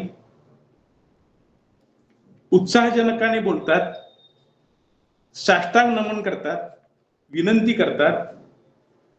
रावणाचा पराक्रम असह्य झाल्यामुळे इंद्रदेव आपल्या राज्य वैभवाला पारखे झाले आणि रावण कालोघात चारित्र्यभ्रष्ट झाल्यामुळे विष्णूचा अवतार रामाकडून रणांगणात मारला गेला. रामाच्या बाणाने घायाळ झालेला रावण कंठात प्राण धरून जिवंत उरलेल्या एकमात्र बिभीषणाकडे पाहून काय म्हणतो ते ऐका. महाबुद्धिशाली, धर्मचारशील, विचक्षण अशा हे बिभीषणा, रावण राक्षस वंशामध्ये सौभाग्याने तू एकटाच जिवंत राहिलास. लंका नगरीत 9 कोटी शिवलिंगांची स्थापना करावी असा माझा संकल्प होता, परंतु माझ्या जीवनात मी 6 कोटी संकल्प पूर्ण केला. आणखी 3 कोटी लिंग स्थापनेचा संकल्प बाकी आहे. तरी शास्त्रविधीद्वारे अशा शिवलिंगांची तू स्थापना करावीस, असं त्यांनी बिभीषणाला सांगितलेलं. बिभीषण रेणुकाचार्यांना सांगतात आणि विनंती करतात की रेणुकाचार्यांनी त्या शिवलिंगांची स्थापना करावी आणि 3 कोटी गुरूंचे रूप धारण करून माझे मनोरथ पूर्ण करावेत आणि 3 कोटी जणांना लिंग दीक्षा द्यावी, असं ते काहीतरी विनंती करतात. आणि त्याच्यामध्ये मनोरथ, बिभीषणाच्या मनोरथ सिद्धीसाठी रेणुकाचार्य 3 कोटी गुरूंचे रूप धारण करून लंका नगरीत 3 कोटी शिवलिंगाची स्थापना शास्त्रविधीवत रीतीने करतात, असं वर्णन आहे. आणि त्याच्यानंतर बिभीषण चिरकाळ आपल्या प्रजेचे पालन करीत राहता, असा एक श्लोक आहे. सोमनाथ देवालयास रेणुकाचार्य आल्या असं आहे. नंतर त्याने शिवाची प्रार्थना केली असं वर्णन आहे. आणि त्याच्यानंतर रेणुका, तुझ्या भक्ती विशेषाने प्रसन्न झालो आहे अशी परशिवाची हाक त्यांना ऐकू आली आणि ते शिवैक्य झाले, असं वर्णन ग्रंथामध्ये शेवटी आहे. आता मी हे जे वर्णन केलं तर त्याच्यामध्ये सारांश काय याचा, त्याच्यापासून काय घ्यायचं आपण हे मी थोडक्यात सांगतो. काय घ्यायचं हे लगेच आकलन झालेलं नसावं असं मला वाटतं, कारण विषय जरा थोडस तत्वविचार असल्यामुळं किंवा फिलॉसॉफीकडे असल्यामुळं, त्याच्यात कथाभाग नसल्यामुळं थोडस वृक्ष वाटलं असेल, परंतु त्यातून घेण्यासारखं खूप काही आहे. ऐहिक आणि पारलौकिक मुक्ती आणि जीवाशिवाचे ऐक्य या ग्रंथाच्या सेवनाने शक्य आहे, क्रमांक 1. क्रमांक 2, या ग्रंथाच्या सेवनाने दर्शनशास्त्राची आवड निर्माण होईल आणि परमेश्वर कोण आहे, मी कोण आहे, परमेश्वराचा माझा संबंध काय, हे जे काही प्रश्न निर्माण होतात त्या प्रश्नांची उत्तरं मिळतील. नंतर जगात ज्या सगळ्या समस्या आहेत त्या सगळ्या समस्यांचं मूळ काय आहे, तर मी कोण आहे हे ओळखणे. मी काय ओळखले तर जगातल्या सगळ्या प्रश्नांची उत्तरं मिळतात, असा तो बोध आहे. तर त्याच्या दर्शनशास्त्राची आवड निर्माण होईल आणि त्याच्यामध्ये रुची निर्माण होईल. नंतर तिसरा फायदा असा आहे की जातीभेद, वर्णभेद, स्त्री पुरुष भेद हा आपल्या मनातून नाहीसा होईल, हे त्याचं फळ आहे. नंतर श्रेष्ठ शिवयोगाची ओळख या ग्रंथाद्वारे आपल्याला होते, तर ते जर लक्षपूर्वक नीट ओळीने वाचत गेलं तर. नंतर सर्वसंपन्न देव, माणसाचा सर्वसंपन्न देव कसा होतो हे पायरी पायरीने या ग्रंथात वर्णन केलेलं आहे. नंतर षडरूपू, 10 तत्वे हे जे मी सांगितलेले आहेत, भीती निवारण, आत्मविश्वास प्राप्ती ह्या ग्रंथाचे लाभ आहेत. स्वरूप ज्ञान प्राप्ती, आत्मज्ञान प्राप्ती या ग्रंथाचे लाभ आहेत.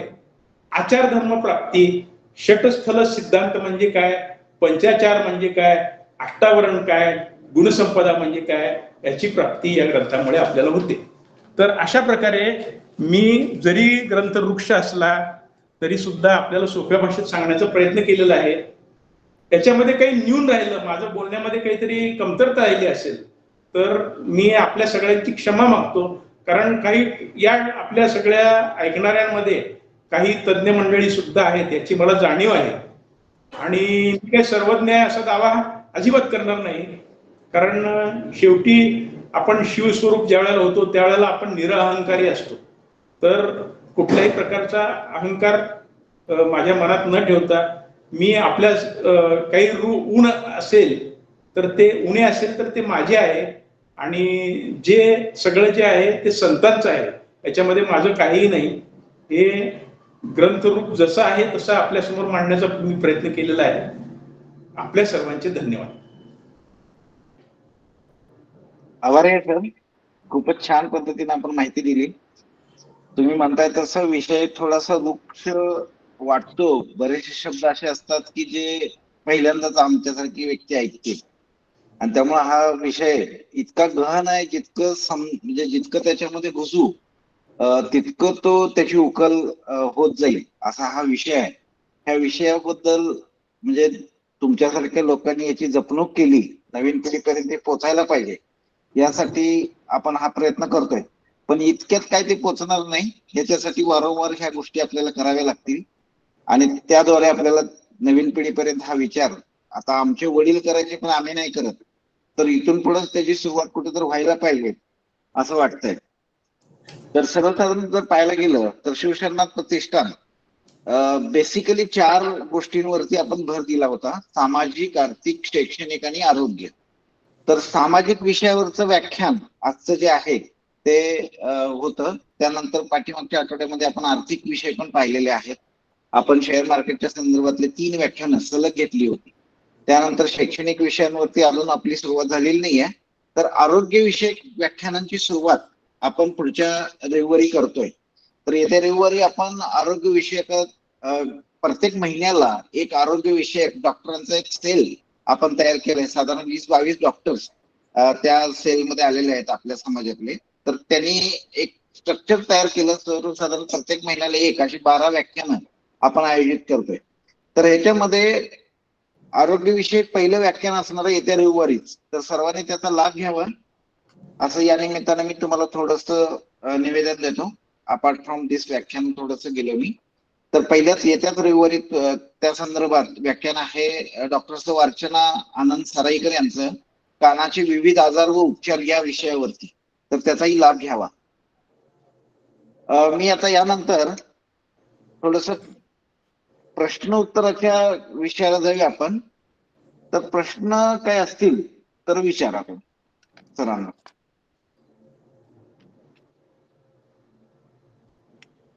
काही प्रश्न वगैरे आहेत का आज काय? मला वाटतं आजचा विषय आहे असा खूपच गहन विषय होता. काही प्रश्न असतील तर विचारा. भोकरे मॅडम आहेत का? हात वर करा ज्यांना प्रश्न विचारायचा आहे त्याने. हा, भोकरे मॅडम.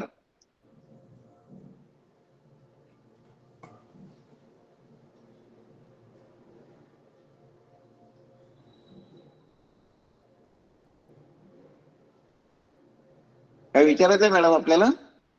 आणखीन कुणाला काय विचारायचंय?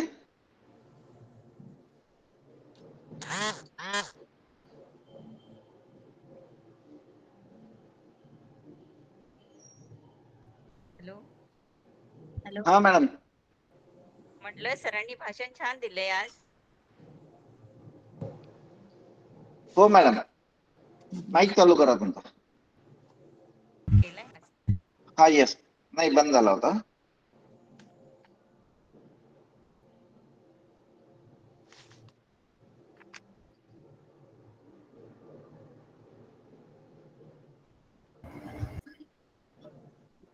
मध्यंतरी बऱ्याच जणांनी हँड रेज केले होते, म्हणजे त्या त्या विषया संदर्भात विचारायचे असतील कदाचित प्रश्न. तर अजून कुणाला विचारायचे असतील तर हँड रेज करा, विचारू शकता प्रश्न. हॅलो. हा मॅडम बोला मॅडम. आवाज भोकरे येतोय मॅडम. का? हो येतोय मॅडम. म्हटलं सरांनी छान वक्तव्य केलंय, पण आता त्यातून सर्वांनी लाभ घ्यावा. आणि गुरु म्हणजे काय, आणि गुरुला तुम्ही ह्याच्यात आचरणात आणा, मग गुरु ते तुम्हाला ज्ञान देतील. मग त्याच्यावरून तुम्हाला हे अध्यायाचं काय तात्पर्य ते कळेल. वाचून तसं कळणार नाही आणि वाचून उपयोग नाही. कारण वाचा तुम्ही, त्यातून ज्ञान घ्या, आणि गुरु विना अर्थ नाहीये. त्यासाठी आधी गुरु शोधा तुम्ही.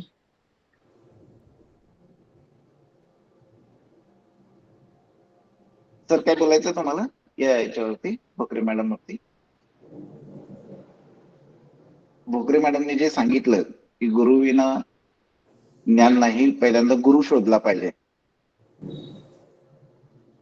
नावकर सर.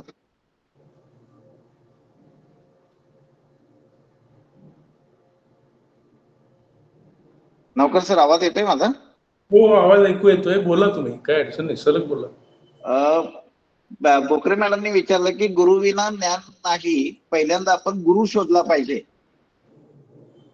हो बरोबर आहे, परंतु गुरु कसा शोधावा, काय गुरुची लक्षणं काय वगैरे या ग्रंथामध्येच आहे की. बरोबर. खरं म्हटलं तर दुर्मिळ आहेत गुरु असे मिळणं. त्या ग्रंथात वर्णन केलेले गुरु मिळणं दुर्मिळ आहे, परंतु अशक्य असं नाहीये. कारण अशा गुरूंची प्राप्ती आणि अशा गुरूंना मी पाहिलेलं आहे प्रत्यक्ष. त्यामुळं हे अशक्य असं नाहीये काही. आपण जर समजा त्या मार्गावर चालायला सुरुवात केली ना, तर गुरु आपोआप आपल्याला भेटतात. उदाहरण सांगतो तुम्हाला की आपल्या संत तुकारामांनी गुरु वगैरे असं काही केलेलं नव्हतं. ते भक्ती मार्गात तत्पर होते, आचरणामध्ये तत्पर होते, ज्ञानामध्ये तत्पर होते. त्यांनी अनेक ग्रंथांचा अभ्यास केलेला होता, वेदांचा, उपनिषदांचा, पुराणांचा सर्व अभ्यास केलेला होता, आणि ते रचना सुद्धा करत होते. असं करत असताना त्यांना अचानकपणे स्वप्नामध्ये गुरुचा दृष्टांत झाला. त्याच्या वर्णनाचा एक अभंग सुद्धा आहे. सत्य गुरु राये कृपा मज केली, परी नाही घडली सेवा काही. सापडविले जाता वाटा गंगा स्नाना, मस्तकी तो जाना ठेविला कर. नंतर पाहुणी गुरुवार केला अंगीकार तुका म्हणे. मंत्र दिला सोपा रामकृष्ण हरी, जेथे नाही कोई कोठे गुंफा कोठे, ज्याच्यात गुंता नाही असा मंत्र दिला. आणि नंतर काय माघ दशमी पाहून असं काहीतरी ते तिथीचा सुद्धा उल्लेख आहे त्याच्यामध्ये. आणि त्याच्यामध्ये भोजना मागितले तूप पावशेर, म्हणून या काय त्वरा झाली असा उल्लेख सुद्धा त्याच्यामध्ये आहे. त्याचे अर्थ खूप गहन अर्थ आहेत. मन, चित्त, बुद्धी, अहंकार हे जे 4 आहेत त्याच्यापैकी एक मला दे असं गुरुनी त्यांना सांगितलं.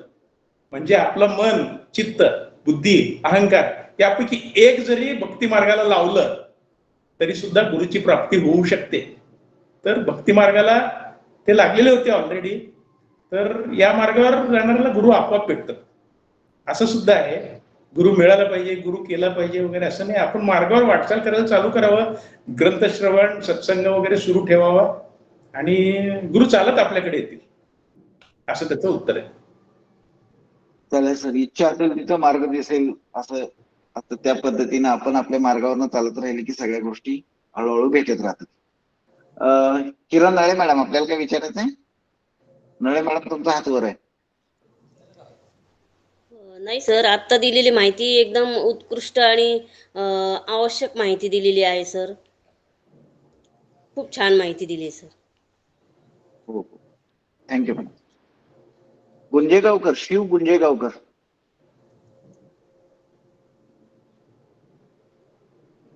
हात वर होता. गुंजेगावकर आहेत का?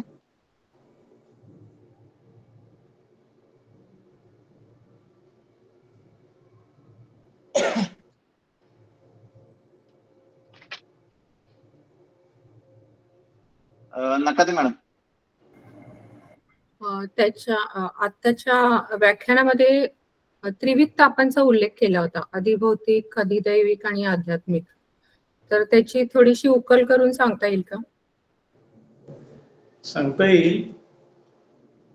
दैवामुळे जे त्रास होतो ना आपल्याला, पूर्वजन्मामधले जे काही हे असतात त्याच्यामुळे त्याला ते अधिदैविक असं ताप असं म्हणतात.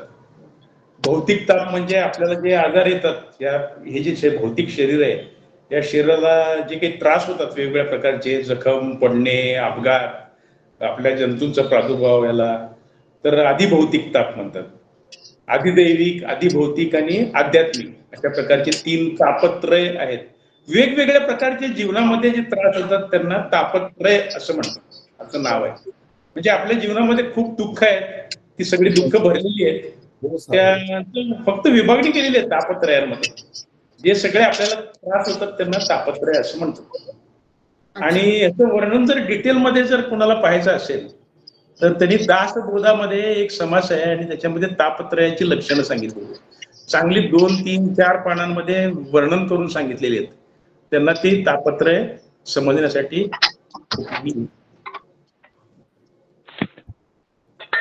Okay, thank you sir. थँक्यू. अजून काही प्रश्न आहेत का मॅडम? तुम्ही परत हात वर केला होता, भोकरे मॅडम.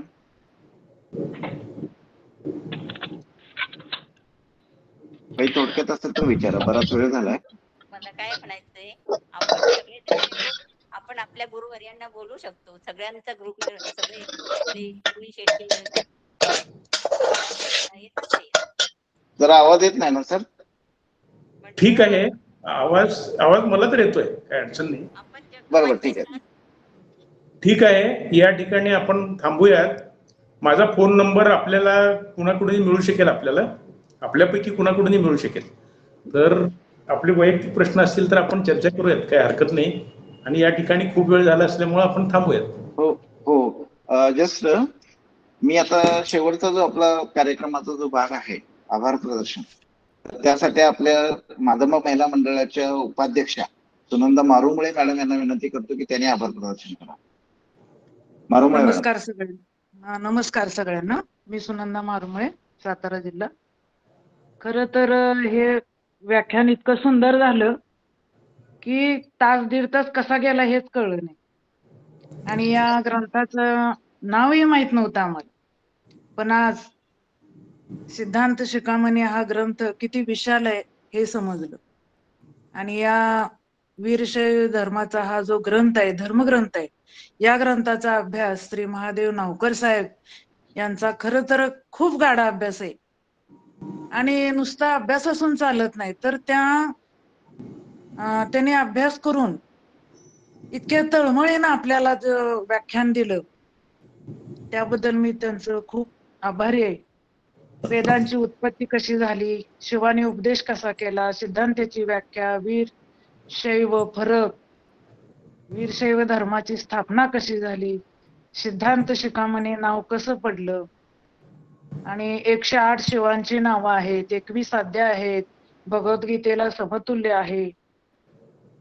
प्रत्येक युगातील त्यांचा उपदेश कोणता, प्रत्येक युगातील त्यांचा अवतार कोणता होता, त्यांची नावं काय, शिवांची पीठं कुठं आहेत, सृष्टीची निर्मिती कशी झाली, ब्रह्मदेव निर्मिती कथा, गणांची निर्मिती कशी झाली, 15 उपस्थळ, 7 मुख्य स्थळ, दीक्षांचे प्रकार, लिंग धारण करणे, भस्मांचे उपयोग प्रकार, रुद्राक्षाचं महत्व आणि ईश्वराची प्राप्ती, मुक्ती, मूलाधार चक्र, हे खूप चांगलं आणि सोप्या शब्दात त्यांनी अभ्यास करून आपल्याला सांगितलेलं आहे.